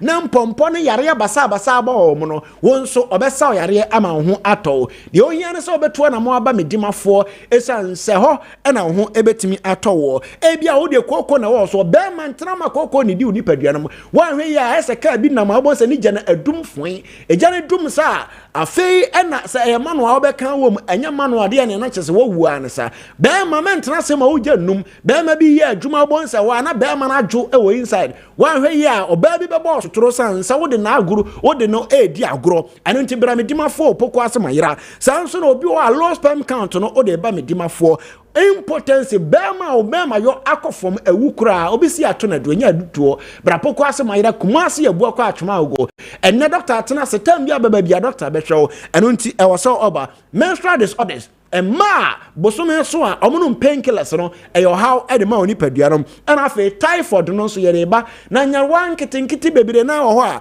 ne yetie no se oba medimafo a otu ase e de amao yede wusini akoro na me ka kire se bema ye keto a medimafo eno ma akoma akọ onum na ode ma wo obema na be tenten be kese na ade abo adwuma ama wanka se wo se ampa whatsapp wo ho ye numbers no a wo frɛ no 0244 77 4282 0244 774282 and 0245 449592. The last number no 0500 727215 0500 727215. Emi Dimafo Herbal Hospital Poko asema yira kumasi ya buakwa atwuma go Dr. Time ada so openikase e bera asepo papa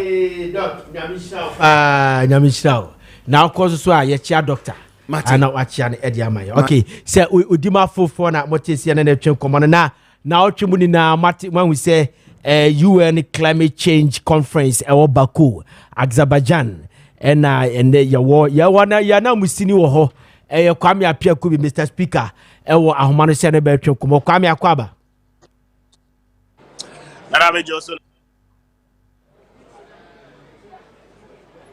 Very well. Mayenda etiefo nyina ase na yemba Ghana fo nyina very good morning. Na anope we are live from Baku, Azerbaijan. Talking about a climate conference. We are seeing you are seeing faces behind me, but obudim so much that TV so. We want to just give an update on Nkoma Akoso Ewa Henina Enche the COP29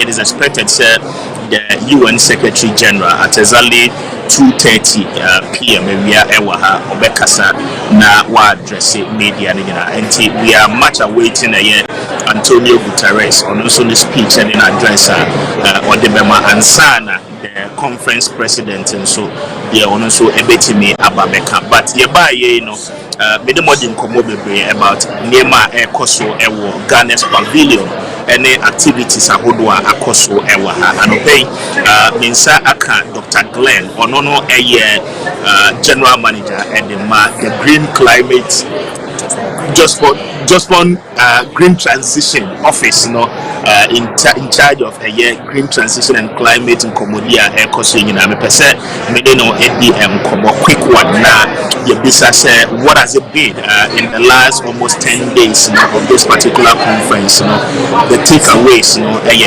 how have they been able to position Ghana as a country living a COP29. Good morning na very well until COP29 we saw the arrivals, we saw the opening ceremonies, and finally between and then the closing ceremonies near the end of you've led a lot of negotiations across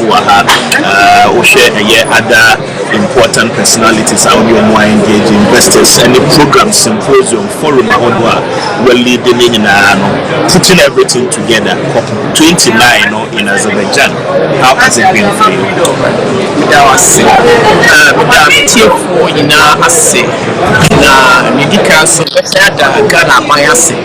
Makwenya odi amaga na mainina wetumi amaga na so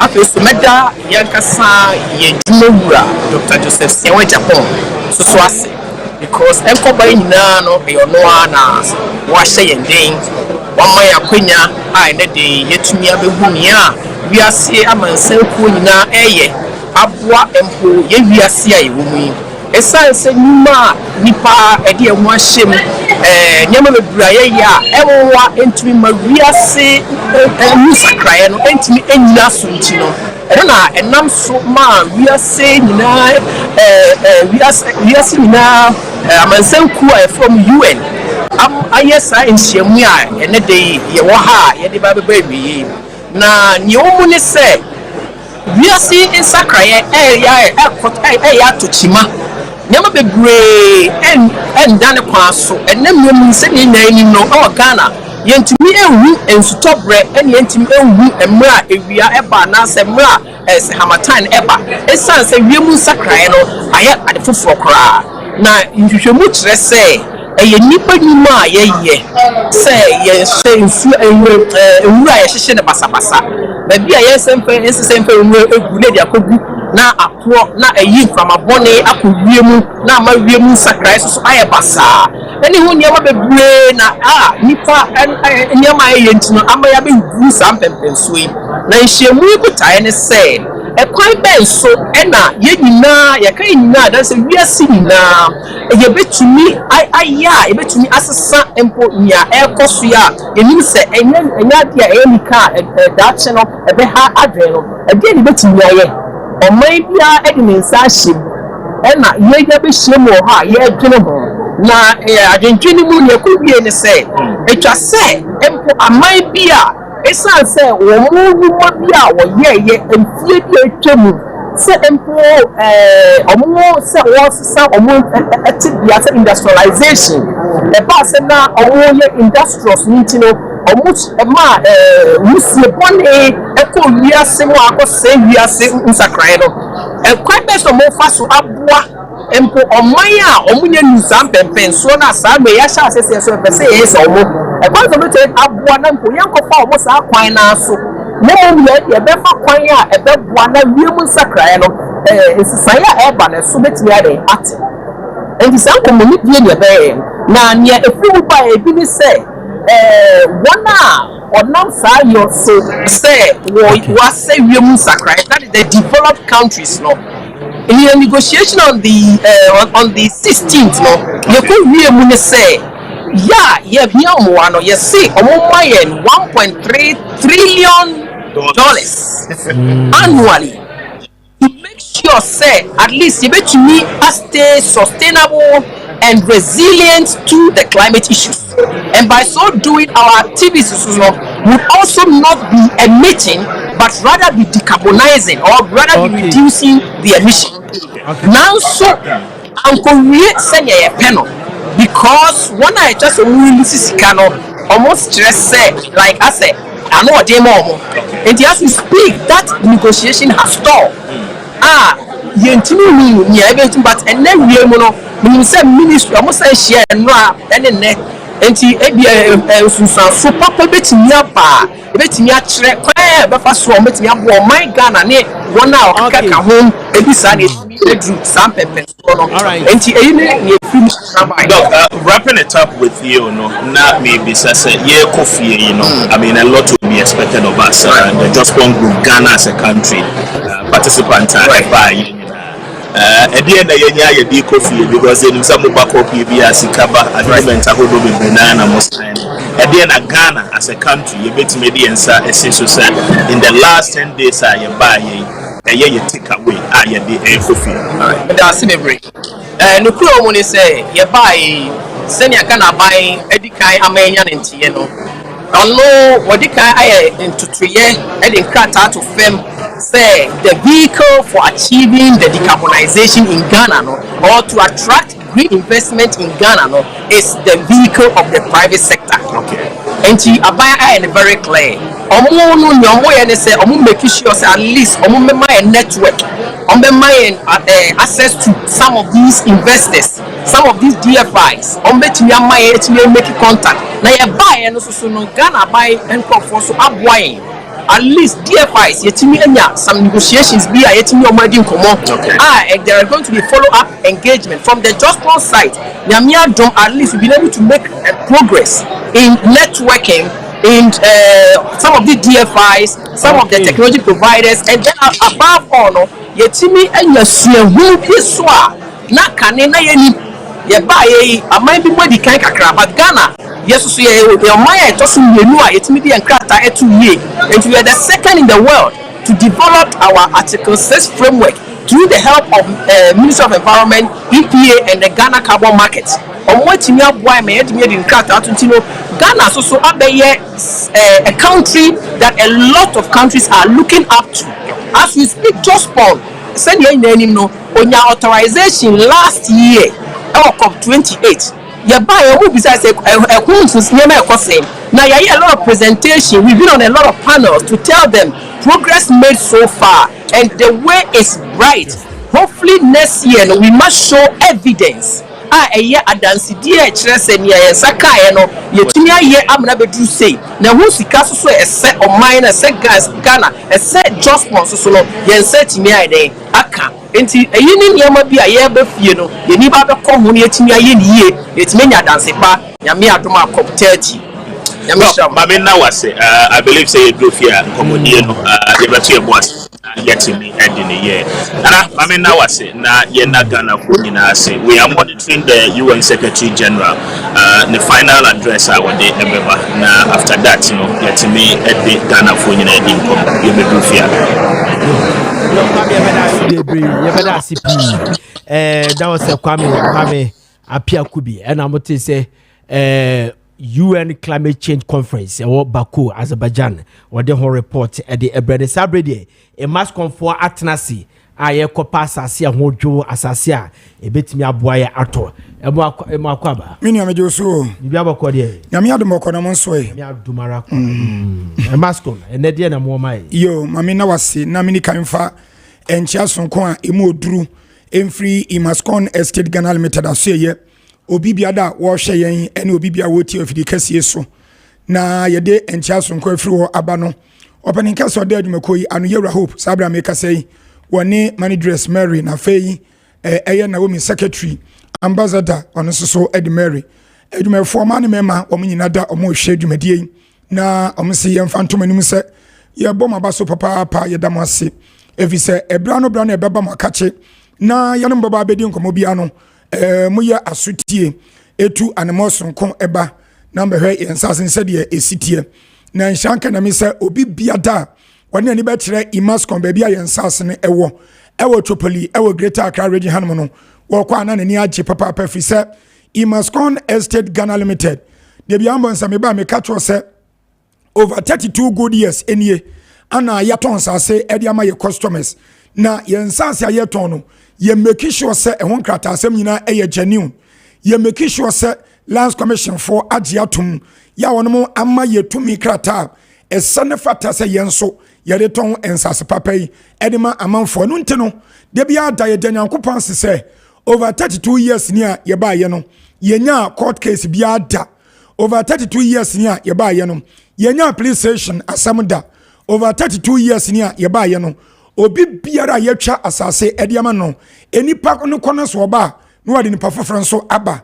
evise eya dance die sonko ana mu edi edicha mansan aba so body sonko ana dani danya no wo motema yefisa Imaskon Estate Ghana Limited die yane yaboya dwene mu po yasi adwene pisa yemu obi amfa so de biara da ana pani kwanchefo a wada Imaskon Estate Ghana Limited edumokona no yewra hope the beyond ba me catch said why ya so kase bi elder e wa Ghana ha enu nti wonu wanim sadia baboro eka ese se usisi wunu a onyankopon so obetua woka ana wo ya ade bia eno nso eye bone a etie nyame a da chia nkwa mabi no obekwa akobu hu aten eno nti ni moto a wode nam ene so onum se atemu da ewo ho eno nti na adwuma wo ye no won koton asase ba ko emfa mani pamienu won koton asase mienu emfa mani padu bawi ase no na woni aton asase ne amom no no ma atwam no mo ko afa na adani etuotwe e ma abosa ne ma no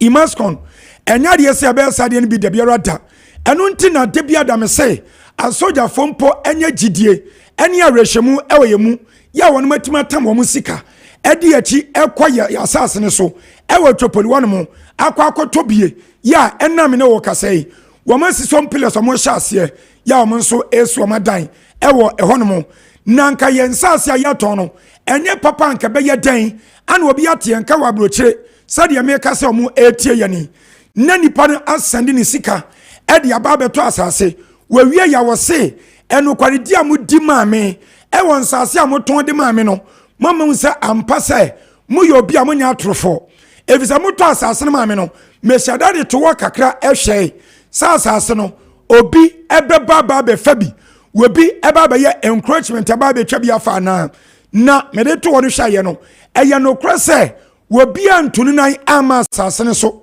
enemy ama me din tokwasam enemy ama me egirigidi ewa asase no so enu nti sa na tedia ene Daniel Pesamisi, ewa asase amato amame no, mema muani mosi, ampara ni nyani ampara, wadiskaba amiyesi edano, aka akrebina yewie, ya yeba beboso, minia ewia sisa wote wanuma, edimpa eni adia huhia, eno kwa ridie eni adia wase, wadi ya wajuma, ane nyamisronso, ane waso wani diwenim, na afe nipa mudo, nipa wajempa, ane waso wadi ya juma, saa nyoma wey, ana Imaskon Estate Ghana Limited ya fati ya homene so ya yede eye yadwuma enu nti na meka na masaka say over 32 good years nie ya ye ton sase edi ma ye customers no wo bie no ya ton sase edi ama no na sa nipa no wako no wasan ababebo ye so bo se asase amoton ma me no ebia wo hene bi ababe jame so ebia busiani bi ana busia pani bi ababe jame so ana empo ebia langade ana metro mai bi ababe jame so sanima no ebinsi de biarada etimini awo hyame na wotie mi ewa fidikase so sa wo Ghana ha ana empo abrochire ana wo sa wo padwumako baako na wo de ho ato mo so wo de wontuma abo mo dia no na wato asase pa e de afiri wonom eho ewa abra wo bia metata wo ewa abra wo ha bia ne akire na won krata asam eye genuine eye papa na asase ne so eni da ensuom eni da techemu engu bi poso ane mpa engu bi pa ya ase ya wonya wo ha bia wo akire dia ene na eye yene Imaskon Estate Ghana Limited minya mi kan ebia wo tekamu ana empo wo tejumade bi ji ye number si na dia kan yemfa enka ho ye number edi kan no eye 0553 840 646 0553 840 646 and 0553 838 730 0553 838 730 and 0209 155 437 0209 155 437 Ebusia yansase no mesi ewo tropoli na tropoli amikan no ewo dowenya kwan so baby a Central University ewo no baby a Sagleme affordable housing ewo no wudi free emiamie no mabodin ekwa tropoli baby a yansase ne ewo no ekwan enwa ana fe tropoli wanso ewo na new airport city no a Kodoka International Airport fa kwaji asase ya wonum eba besi ya no wonum anebo hye sanso na Reverend Sam Kwanchankra was opening upon Manisa Apostle General na sorry dan kase ni prayer city ya wasi ewo eye topoli one my friends Shiloh city no ya ne wonum so anebo hye wo bedi kan aduani asase ne so ansa ne watwam akoso opani ba bia ni Shiloh city no ewo no ensuo ne nkane ade bedi dwuma nyina da no ebi ewo hanom e available ewo yensase ne so ana afa yetu abura nso ewo nkyɛn yensu etem ye say wuntia kapra na adam afa no kwa safa kwasi wodan de yenso obeto asase no wonya to asase wi ade aka nyina da no ene anu e wasompo no owura hope say wanu bi otimodefo ana wonya pesami nkum nya enu nti no asase wo se dwi na wonso fasi wodan yadi kan adu asase no so kama edi amount ya yeyi akwa nyina tiato entamu bibia ye kama ewo honom yesi estate ewo ho yesi police station ewo ho yesi market yesi school chese bibia da ebema ni po asetema yamre no ni nyina imas konfo yesi bi ewo ya sase a ewo topoli ya ye ton eso afenso kranom yesi eya edan kase ba ko a eno yawie ewo sprinters edisa wo pe edani ato a eno nso ye obi ewo sprinters ye ben Coca-Cola runabout no eno ntimi ne ye tie ne say bomadi abra beto bi nsase a ye ton one plot no enka ne nane bo na ye 30,000 cedis enso nam no kasai ya te so ediaba 20,000 Ghana cedis 20,000 Ghana cedis eno ye one plot eno no ye se di kan efa 5,000 ebeto ase what the 5,000 cedis ebeto ase a na 15,000 aka no ye de 1 year SEO na ya spread the amount no watia ne kakra kom se 1 year ne beso no na 15,000 aka no watia wie afensa wo per half plot nso a ye betwa the amount eno so ankane no na eye 15,000 cedis ye adwene hunti ya teso the aba 10,000 Ghana cedis. Wow. 10,000 Ghana cedis eno an ye se di kan efa 5,000 ebeto ase na what the 5,000 eto ase a na 5,000 aka no ni a spread the amount 6 months bosomi ensia bosomi nsane endunyame atom na watua de aka no awie mini ameso ya nyoma je eye imas konkoada ana sa promotion we wadi agu akwam edema wo hyanon so sabosomi ya ebei ni da toso ensia 6 December ana sa promotion we eba na wie ye ya office no e was Spinters Road Community 18 Junction Spinters Road Community 18 Junction yani alert filling station okwane so ena edim hwani mo yesan eben KFC baby amuton aduane no enti yakwai bibi bia da pesa obisa question bia pesa obisa ne yiwa no no bomadi afra no besia medi etwa toyi yensa so one plot size no eye 70 by 100 and half plot so eye 35 by 100 mesia soldier fompo approach fompo immigration form a doctor for your nurse form bankers near babe tobi and untibomadi abra ye na doubt the biata ye move faso de biata and quarry trodo and ye di eye do fi say ye nyan ye kwa sorry ye num sa da chan komabi atemu de ontimas conform ye se bata asase pan bi and ye dan papa ye se wie ye move faso de biata e we say ye kwa numbers no eniem eye 0553 840 646 0553 840 646 and 0553 838 730 0553 838 730 and 0209 155 437 0209 155 437 Imascon Estate Ghana Limited and Sase Papa and Yadam Papa if you know brother Imascon for Yadam Wasepa Yadi Jumadiani Nina Banawi ye Yada Ora Kwame Sadik Educhum Yada Wasepa we security experts and wami atenoma say afe Yada Raphael Safo Patrick Oswase na Captain Jabari so Yada Wasepa and then say Benjamin Isia din komo but a brevity and all right Ora Sapon Richard appear and I kuchi 70 na dugu paper so mame na me so Nana Frimpong Ziega me present edemamo anopa no mote there be fi enka se kuakrata headlines no one catch bedu ede ebre yi afefifi ene di program no hu nyina akoniaba Amos ene the technical production no ede emaye ena Vincent Juku our sports head ewo Kessben 92.9 enso so eboa yi eme Kofi Sport ewo anane boating studio ye from Nana Frimpong Ziega nyame ya adumo china ye besa ehia bie ye da mo ase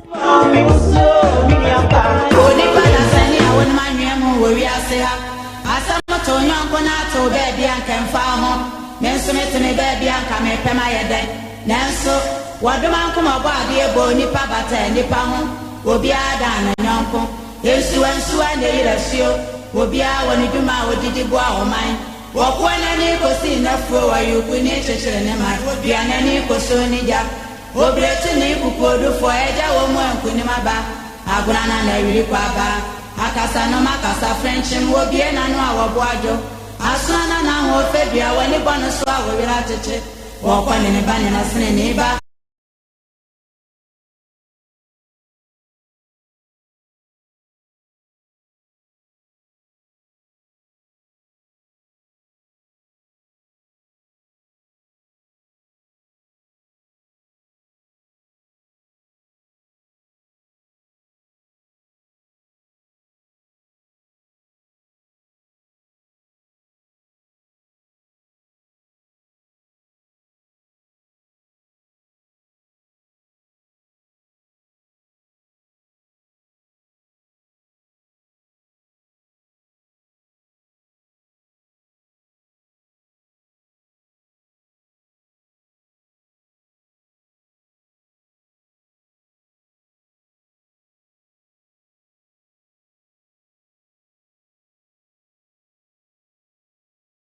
Aba program isu nano pe donko so the munyina munim ne be pick Cote d'Ivoire bepim ne omo e de Africa 34 million US dollars omo tua all right ye kwa badani nyina no ye de hon sensem enso abremo na enunti ni start time de ka me enka na to this what say start time ne efi so mo awia ne sa the start time say back yes omo back mere dada ono nsan majiwo mere dada nsan be wa me na fufuro ba yi die ya mere dada Tony hu bi da me hu bi da se wakonya fufuro bi na afi wo kai dada no we umfa bi mu da wankasa personally ngangasa da me mfa bi matiti bi Tony de usro Joyce you already matiti pi na me can say Joyce matiti say before Joyce why ye no ma na we be that debut ni no be jai so ti ase na ko nya fufuro bi o da o na o dada no matiti say no ye angel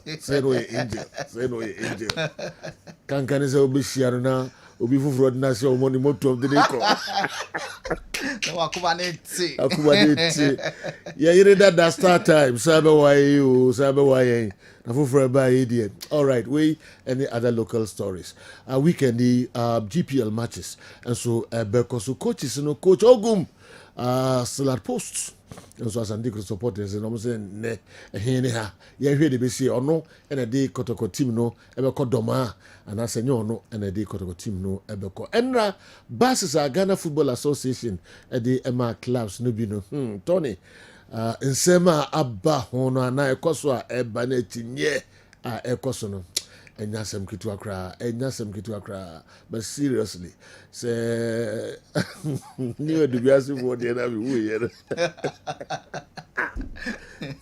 okay this side no education for the we here seriously how the young queen go can mu inside ni so you can me say muno say na madwen ya mi o say muno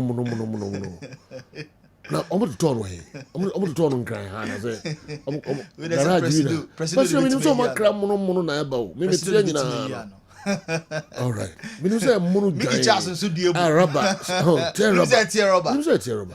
Seriously. Mickey Charles die bu too much. And I said to be asking from one or more of us. Others in a tear rubber. Eh, dear Sir Franco Suko try na nye bad crowd. But I narrow they no try now. Madam for back, your friend Gambi. 41. Yes, Gambi. Yeah. Also Kohana Jono. No. Also Kohana Jono. Okay. Anyo nela no. Okay. Also Kohana Jono. Eko try. So onu so nsimo onu so trogu as ehu ye. Me the bar platform so hu ye. And the bars back narrow say we dey say Kenya bad. Eye pa. Bisi nye. Gambi so say nye. Ah well, you come right.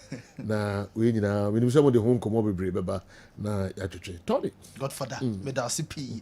Ye too far. Ye man tie for na for kwa ba ne hensam a e koso onkofo ekro so. Yan sha se FFP World Champions and Copa American Champions. Argentina say some football federation anya atum say 2025 nyame adoma afine besimu no on beko India kwa koba enkofa akensie na enkofa akensie ne beko so our Karela Chrome ho eho en Argentina national team no any India ebesi akan we air football feeling game am omo enso etimi ahihye and Cristiano Ronaldo ne match anticipated interview no ebetimi happen live. Cristiano Ronaldo retired or a footballer na on Mr Beast on a Nikita record say obia internet or they to why you hear pa on YouTube ni followers no more so pa and Ronaldo be breaking sa record no na sa too great ebe interview na Ronaldo post a picture on and our caption say I meet Mr Beast to break the internet and team and then UK time 2 p.m. and Ronaldo ebe releases sa interview on Mr Beast and so aye and yes sa interview ni kwa na ye hwe ni say betimi abaso Ro Ferdinand and Robert Lewandowski and so aye interview and video the beba ponten Barca striker Robert Lewandowski exclusive interview no granted Eddie Ama Ferdinand na competing against Messi and Ronaldo omo discuss here and when say Lewandowski okay yes Kokoma United the entire sa move no and go through no obechiro enti Ferdinand ebe release sa interview no and check according to biggest football observatory CIES football observatory at the football's biggest spendings in the last decade at the Ababontin now if 2015 ABC 2024 and at the survey no now the last 9 to 10 years club are spending more power Manchester United 1.08 billion pounds and no any spendings Man United since 2015 ebesine na second Chelsea and no 1.07 billion pounds PSG third 825 million pounds and Arsenal fourth 661 million pounds Tottenham at the fifth 559 now Man City sixth 585 and the last 9 to 10 years no other clubs are spending Pep Guardiola na first or spend the power no in fear unkuno ekwe dunie Man United Chelsea PSG Arsenal and Tottenham are spending more Man City na 7th AC Milan 8th Newcastle 9th Barcelona and Al Hilal at that time for almost spending 462 million pounds we more any clubs do the last 9 to 10 years no according to CIES football observatory we more clubs are almost spending more in the history of football you can't let backs almost tetina matreno Bunkuma faso defense o ma babo ni here untimi nka enyi Roberto Carlos enfrimu Roberto Carlos of Brazil or boy Emma Madrid on also any goal like akodi nkomo and ebisa no players are draw my left backs nebo two players here now yimu back eventually Roberto Carlos settle say Marcelo and the best ever left back moment sema Roberto Carlos edituja versus Andy Robertson. Ay caramba, Marcelo. Ashley Cole versus David Alaba. Alaba. Patrice Evra, Paolo Maldini. É que Maldini é meu professor. Patrick é meu grande amigo. Vamos a Maldini. Jordi Alba o Roberto Carlos. Roberto Carlos. Marcelo, Alaba. Marcelo, lateral izquierdo, sí. Maldini o Roberto Carlos. Maldini. Marcelo, Contra Maldini. Ay, Marcelo. Marcelo. Bien. Marcelo versus Andy Robertson. Wey Roberto Carlos inti yebo players menu dia no atwusum baako yebo menu dia no atwusum baako eventually or settle say Marcelo ene the best ever left back Roberto Carlos ono as a left back mpo na onye bad crasa weekend we Premier League any various leagues in areas mu na ko Italia big game AC Milan any Juventus na airball na good news Emma AC Milan ne say omo anya 2 players omo fit and available Morata and Matteo Gabbia and omo training den na just weekend we Juve match omo AC airborne sa players no ebetimi asia kan edi ama AC Milan when Mr. Arik Milik Akadios Milik nso epraye last season Juventus omo game na omo ene Roma airborne ana okopraye ono nso epra tenafie ache iye papa na yate se nyame aduma middle of next month December and Arik Milik ebe start say on the team Juve enso train na say obetimi abesia kan bi ma say bia early January and latter part of January wetimi abo ede ama Juventus omo club next month in the middle of December there on the team Juve ebetimi atroni kama pa Leroy Sané Nanije also person extend the contract with Bayern Munich the contract in the summer na running out obeko as a free agent and Yatima United some open and yate say Arsenal for so pen pa now so Leroy Sané or you happy and person extend the contract no at the Bayern Munich football club when Mr. Jonathan David kind so yes opportunity ba Sonko Sina Kama Barca obeko Rafael Leao AC Milan omo na ma turn of Portugal no so ehwemo chese ono so nya Barca opepanti sa 2 players no dey obia enya Barca next year omo ebetimi abo enti Jonathan David ene Rafael Leao omo mienu ebe so mo join Barcelona whodum say Man City omo extend Pep Guardiola contract no by a year 1+1 1 year ni wa omo sa additional 1 year omo betimi activate sa Pep contract extension no number some dey convince Haaland according to 2.5 year contract your boy season where we are na ka 1.5 enche na ono so contract na running out enti ombese omo use Pep Guardiola ni renewal no na omo dey convince Haaland na omo man contract worth £100 million sika no spread ya san and san ebetimi economic convince ne say Pep Guardiola stay and also Haaland stay nebo edi Emma Man City ebiem yento aso enko City aso ebiem dia Flying Vit just number 10 Emma Leverkusen Germany in the modern Soropa Real Madrid Liverpool Man United teams like I said they almost will be a pen now as it stands now Sankane and a window ni ABR Clubber or yeah, very likely to play between Johnny Pa Man City Pep Guardiola convince boy in the past when Hana no Enso Epe Chelsea player Casa die announced to every Italy January boy ebe siki for a new club opeso call na okonya 1 minute ebo yate Monzanka Villarreal Red Betis munyina no enya Chelsea player na omo Enso Epe Barcelona scouter omo akofa Ibra Kaka Diarra and Adamfo Bakono South 2 players na Richie Barcelona Chrome ma omotimi assign a contract no na Mali say Barca for attention or pass there omefa David Odro and Abdelaziz no say Barca omoyi very low na omabehye ne han kwada na Barca for sign omo na omo so many that sa Ibrahim so ahwe no Kessben TV omo so born with great potential enti enche kra no obeye the new king said here omo fa Lamine Yamal from nowhere ninam kodani mu a and then obi eboni di no sa pepe na omo beti boy no enso enka wey eso ane agina ne adan ho kakra bi enche kra ye call the best hospital in town ni what scientific herbal hospital aso ye na yeti omo nkra to Shafwe Mwakwaba, eba ni World Scientific Hospital. Ye a team of medical scientists. Aya create a boom. Near the infinite maswo. Eye ejuma. Oh ya swe hasi. Ya swe hadi. Nyesa oba ya sabi. Ni atam ebu di amount. Sedi kokono. Na mbum ye do to afidi so. Me afidi ye omu hwehwemu. Me ye omu adepote ye yade ne brewo. Na se me omu enya. Yare ne di woni bebia no so. Te be ye che yare na ma wa che yare ase. Ko de edit ni say see the baby I say what to wear the asia with me to ascend him. Obani what scientific hospital Dr. Phobius Yajumani say enubuna enu tanya obo ade ede dwumye no yenye mu nhwemu na fe enwenu akasa wo ma friends phytochemicals no ye extract say enwenu no na yemfa mfremro emfa emao ebi a kidney no yare abem kidney no essay yenko na Ghana ha ye de take ahaban ede dialysis a kidney no say akodu se den kura no a nyarehemu na nya didi na fo ni kirem e woni what scientific hospital bofra ban eboye ama wo diabetes ye de bofra ban ene nyama bi efra e de mawa e be bo ma diabetes na o sugar e koso pii no eno so aboa ama etinya bafum e bia na wo hwe misisi e na o problem pa e yo mema sem da bi wo no mu a onya tenkan kwa so mo ba beda obo so otimi nya hode ne pagya no no oba ehyemu a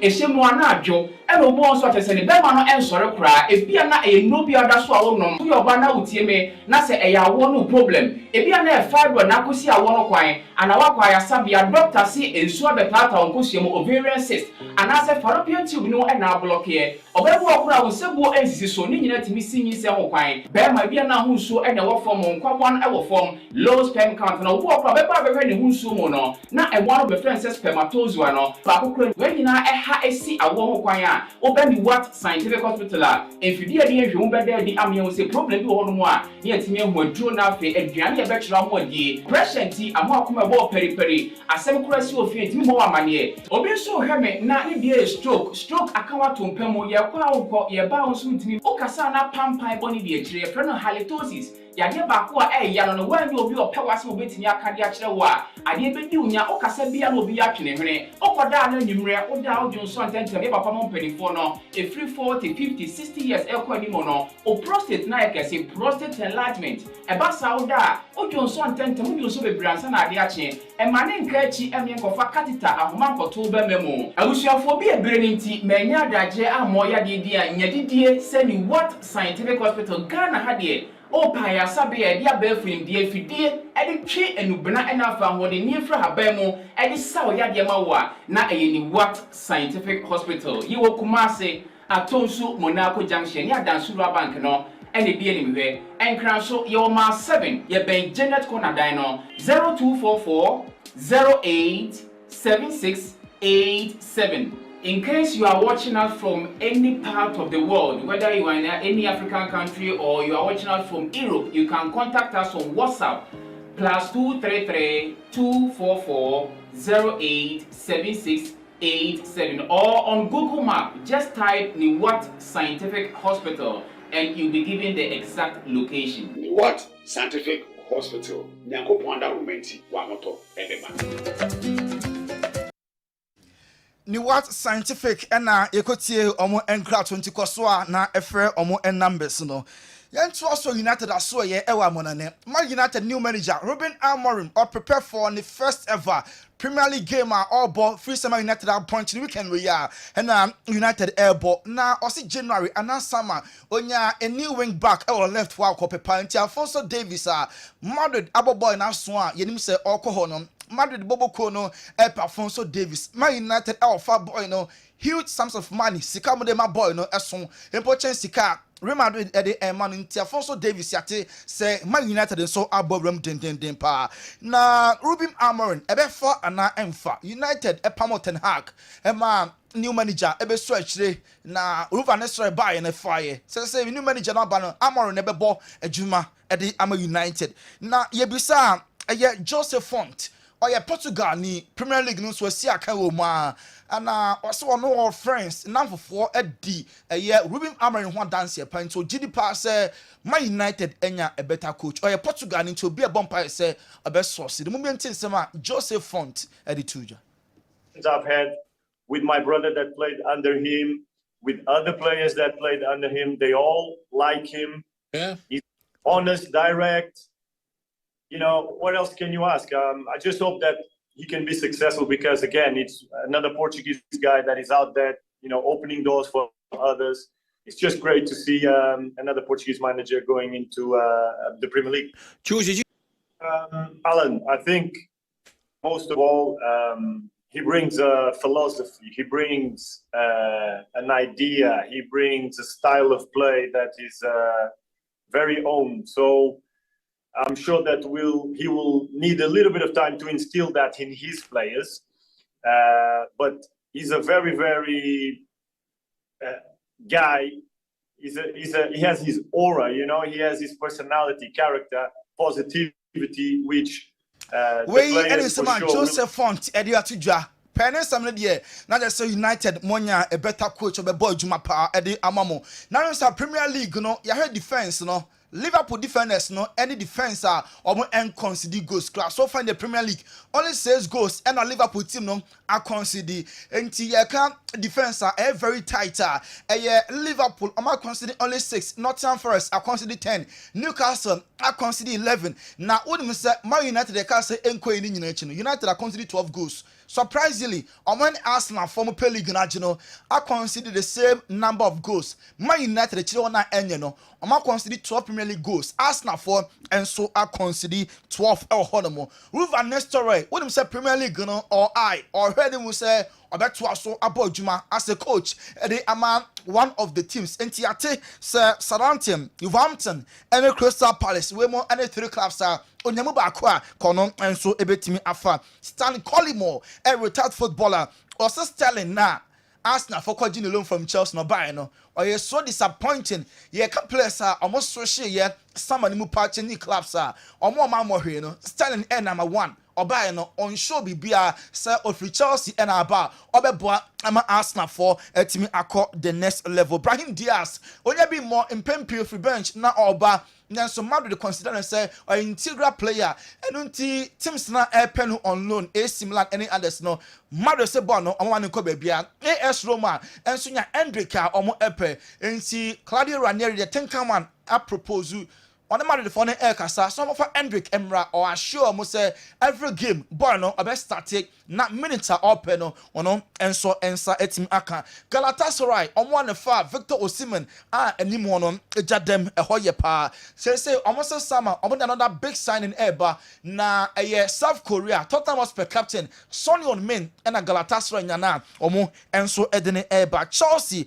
epe 2 players from Barcelona Jules Koundé and Ronald Araujo omo next 2 players are Chelsea person omo twi omo edemoba omo enso e club no Liverpool epese omo ekofa Takifuso Kubu former Real Madrid player no enso every Spain now no so bebo etimi ede emo awadu na Roma we eso ani yegina na yede enkofo kronso nsem no Godfather yede asi all right yenyina so na yemfanti Kessben television Kessben 3.3 Kessben 92.9 Accra na afi yemahwehwe foreign stories emu kakra na emu hona no na the local stories no enso ewurawuram krankra de emaye all right ma yenyina so na yenkofa Daoud Heba nkra to kakra bi Dr. Daoud na yemeto asoma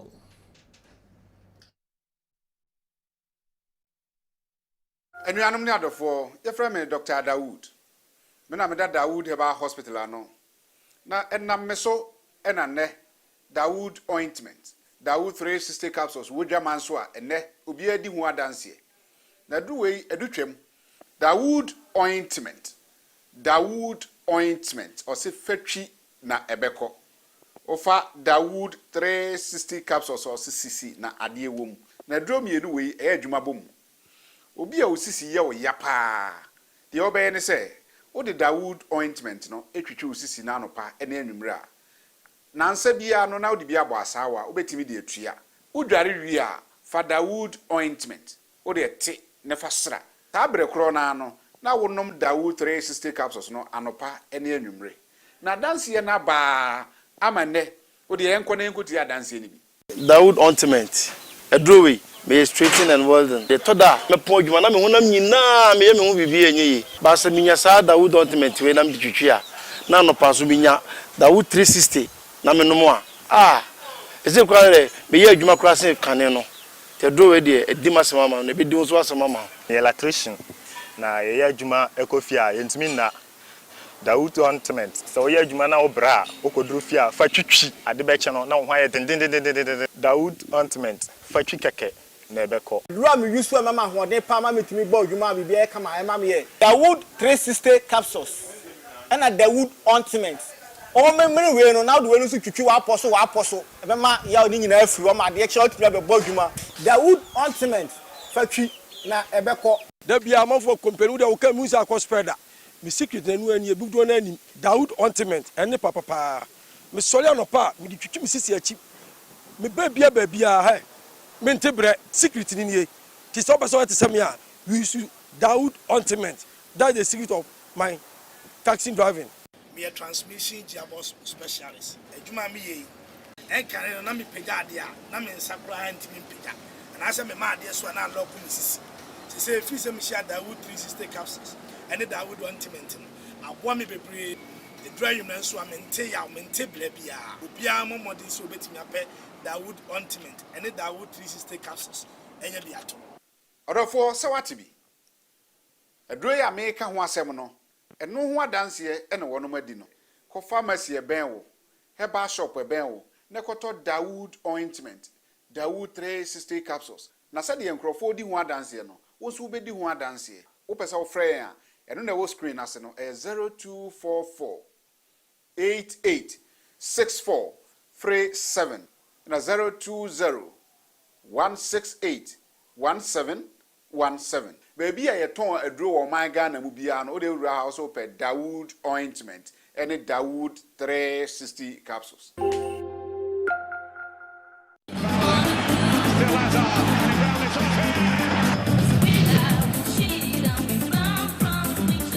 Yo, yes, I abana ya be hwehwe nsem no mu kakra enso de amamo ye de befrefra ye ko ha kakra ne ba kakra. Let's return to the fundamental principles governing a football association. Professional team to operate without a bus. This highlights the weak foundations of our football system. Clubs should have access to their own transportation, and if we had better sponsorship deals, providing buses will be a priority to each team for such deals. An FA overseeing a league without sponsorship or television coverage has undoubtedly failed. Trying to make something worthless seem worthwhile is like painting over cracks in a wall. They will always show through. You might be surprised to learn that the cost of those second-hand buses could have been enough to purchase brand new ones. Cologne, Germany. They were to abre and anope and no said to do no more messages no ebeye enwa. All right. Ye free ho na Julian Caesar and so the be by. Ono so akansema ho do pi na e de akere na anope ene mu na edi dwuma no mo the videos be ba no so be tie na de akan de kakra no na bibia akototen. It's evidently clear that the GFA didn't sign any performance-based contract with Otoado. Hence, sacking him has become a tall order.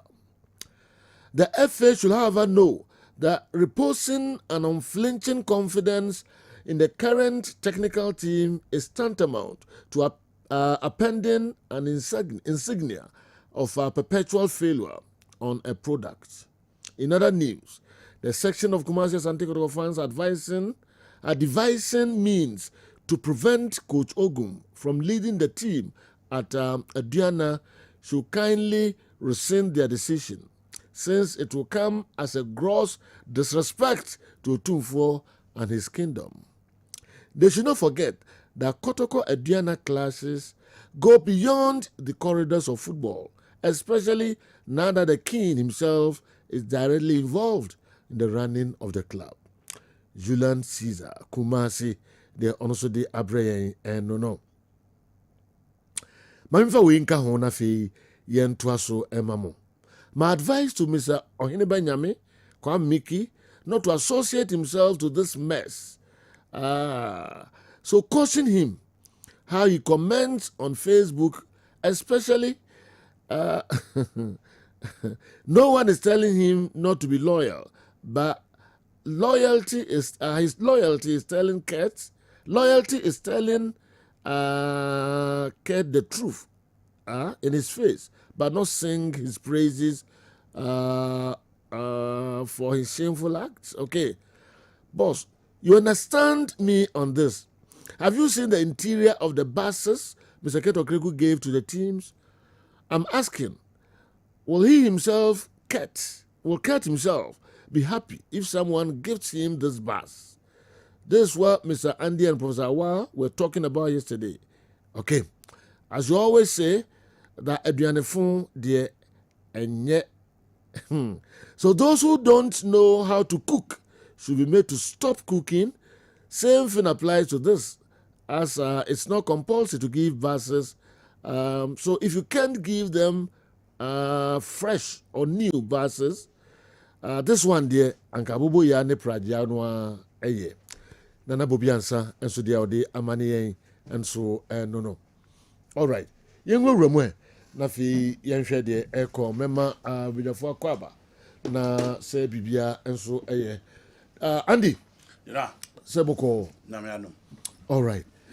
And some baby foreign, local. Locally, there's one him say baby Otuado. Esco. I am motari, much is it too. We were ha. Omasa kushebium na oma take firm decision. To ado and so and na bepim and Neddy say news there choir buses. As a man for Black Stars. Dream that man for so every hoka crewana sell Black Stars. I get here be busumi be the ho. Edeka Black Stars asem no enra buses no ba be sisa ya dream na. Sisi ye jai Black Stars e de call buses. Enra na nyasem keto social media. We are say fa na be bia. We do for that me buses bia. Me sada me friend. Because ye hu no dear. Na ya son a lie. Na penifo atwa be gigi buses.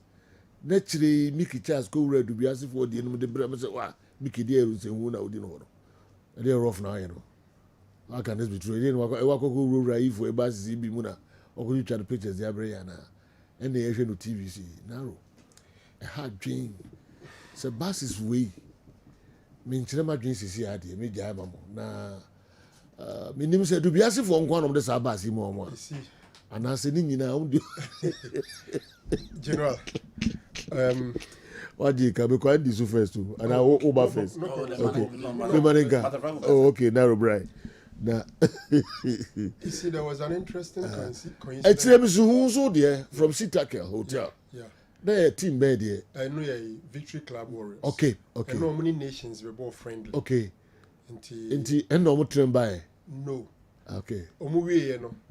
Omo penny bako. Me ne koye discussions. Inti ya ho no mana bus no. Ya ho no mana bus ni free Accra ebidruye. So whilst we were at the Sitakel, and no the Victory Club Warriors for bus no. Eba ho no. So I decided to make a proper inspection and a closer look. On say we now can say be say unim say ni we be ask for the nko na net is honestly Victory Club Warriors for bus am hu ye die. And tisa kra. But same bus na Gambi su ko gina when na me dey beto platform no so. O say Gambi dey na picture keke. Picture but so no so fa ho ewurem. Picture keke. Also no so ko gina wo hwe mu hwe ba bia hu say bus na na wo say efe pa. I gave you a video. Okay.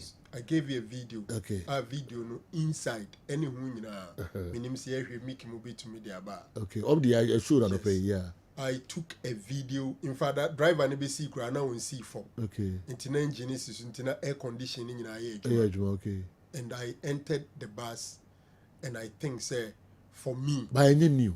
No. A home use. A home used. I turn Ghana yeah. Minim baby on turn. Okay. A home used bus.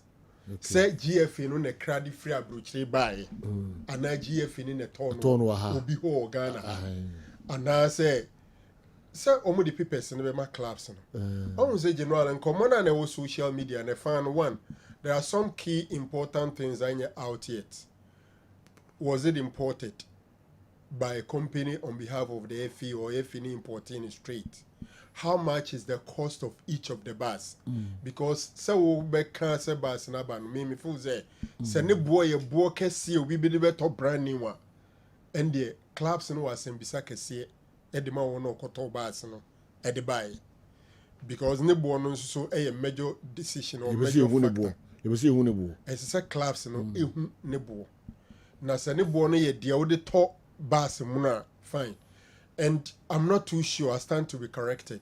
Say Ketokreku promise no can so obemo tie rubber bus and also can so obemo bus. Bus, okay. Because when the issue is I will give each of the first 3 teams a bus. Na and yet it was not emphasized say tier rubber.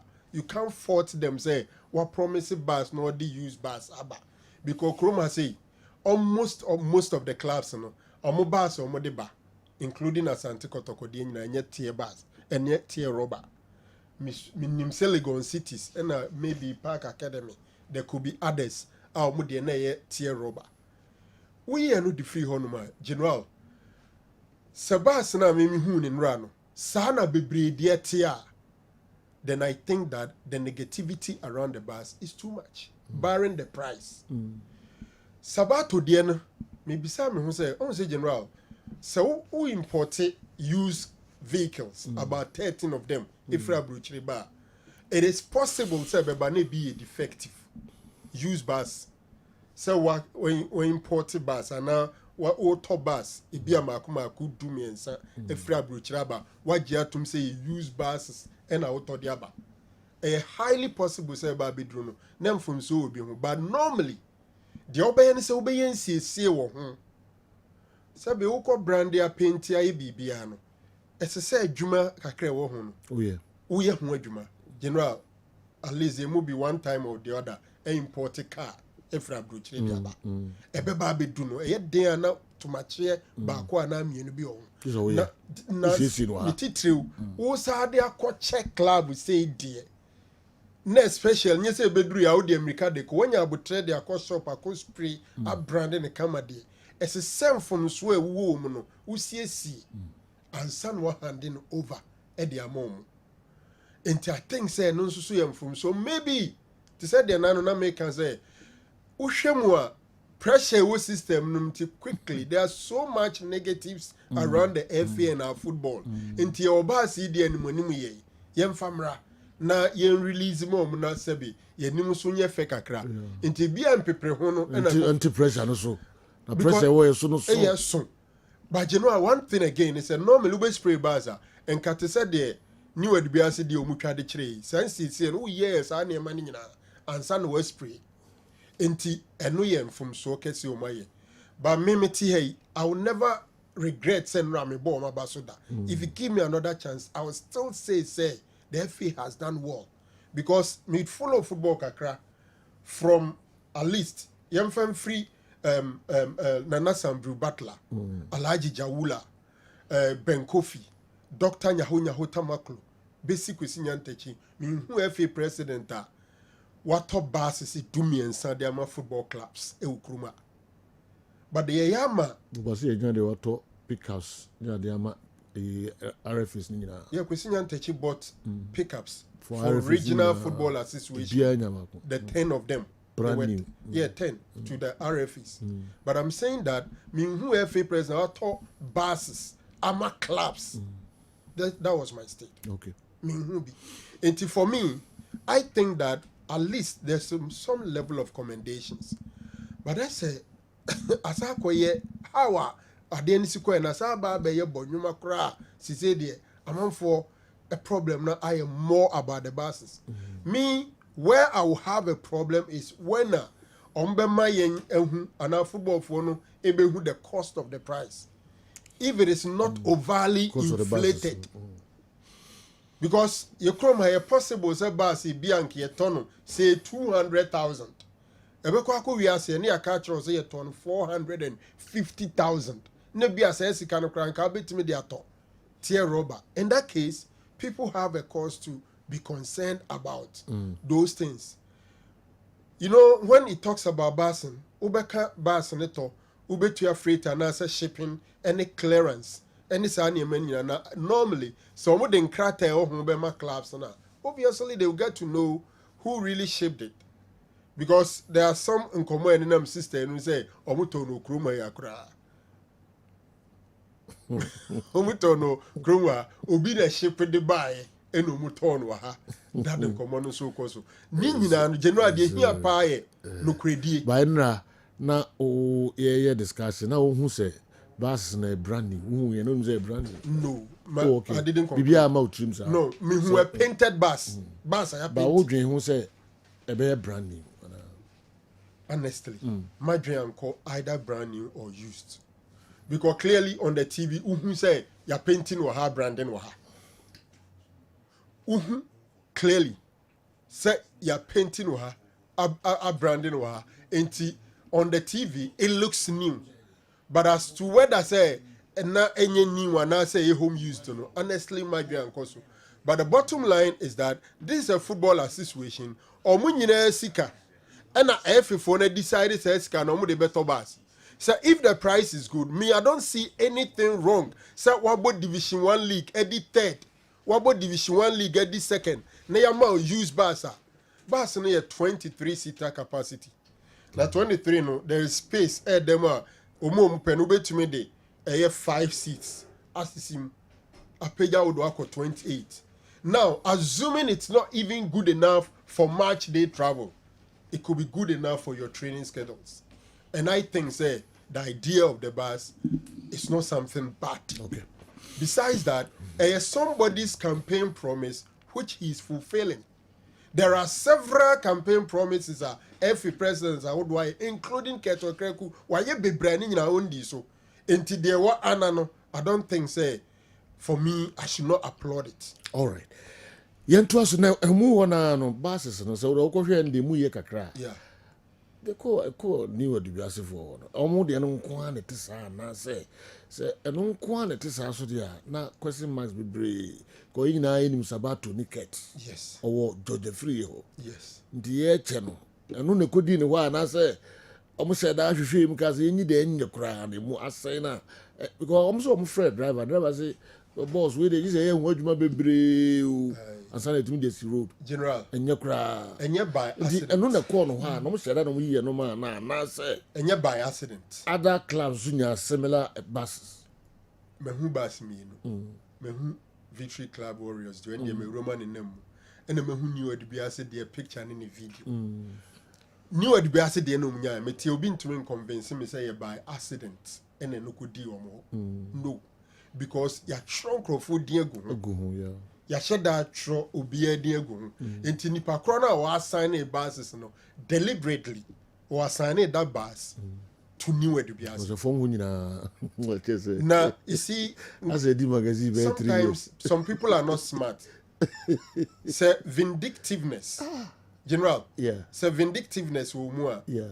impempi utosini na timu asem na timu better easily adan na BBC no one munsiesie anasa se wunsiesie kura ene nka mu hu nipa a obekata modeja ana mo na ensoso ama mo no ko na ese ode enoma no yes na de unim so your opposition leader a obi anim se sabato your opposition leader a chese one mo nkoyie na ono na baasa sabiu enkoyie kura reform na tete no ekodi no wa abra unim se kodi no hope on do betima ma wiase nyina hu se mo ade ne nye until the one who did assign the buses to them and assign that bus at least met Victory Club Warriors so there so aka se ni nyina ante sa okay until why did they give that one to New Edibias? Is it because oni omo camp nti enom de enoma na eno nso so na ama Sabiu omada pa wo bus no no abededi oma anwe hu yi kra so dwen hu yi a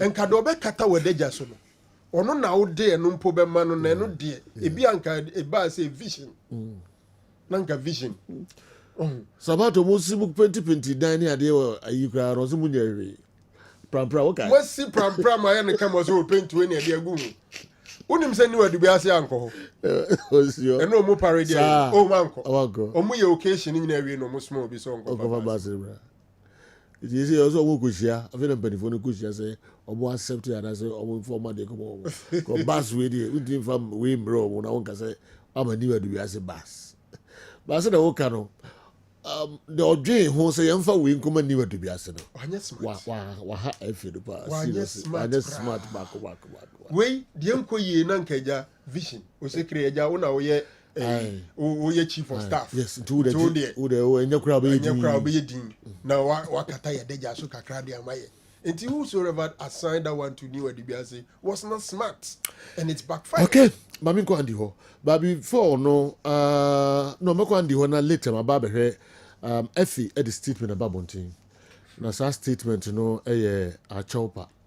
Apology after Black Stars abysmal performance qualifiers no apology aba na amodi jebi ato ho ame ba na beka ni nyina na kwasi nyantachi pickups no or the 10 brand new pickups ema regions ni nyina RFA bienya 10 sorry one brand new Kotoro ga dem say dey da ho use mu Kotoro da ho dey white. Huh? Oh, sorry. Did I you teacher? This is a teacher.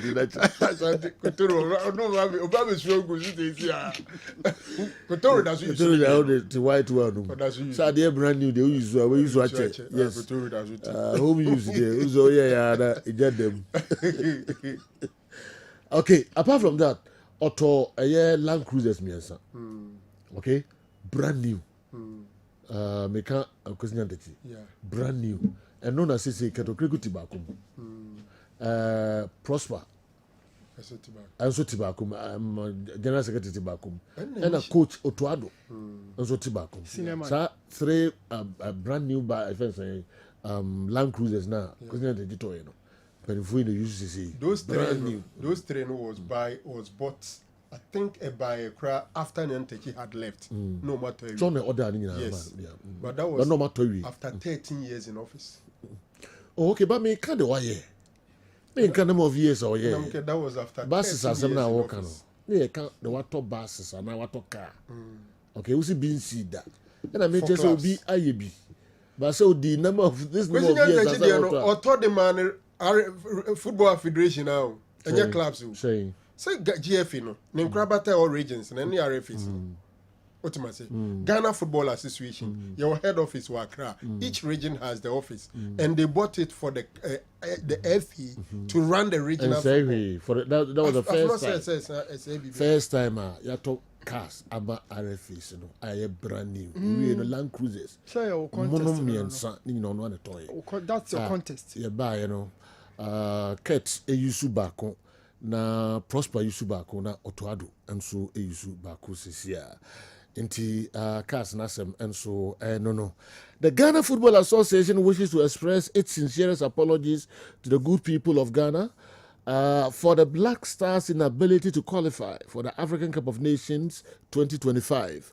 We understand the disappointment and frustration this failure has caused, and we share in the pain and sadness of our beloved fans. We acknowledge that the team's performance didn't meet the high expectations of the nation, and for that, we are truly sorry. We would like to take this opportunity to express our heartfelt gratitude to our loyal football fans for their unwavering support and encouragement throughout the qualifying campaign. Your passion and dedication are what drives us to strive for excellence. Going forward, the Executive Council, at its meeting of Wednesday, that is ENRA, 20th November 2024, took the following key decisions. Number 1, immediate dissolution of the management committee of the senior national team, the Black Stars.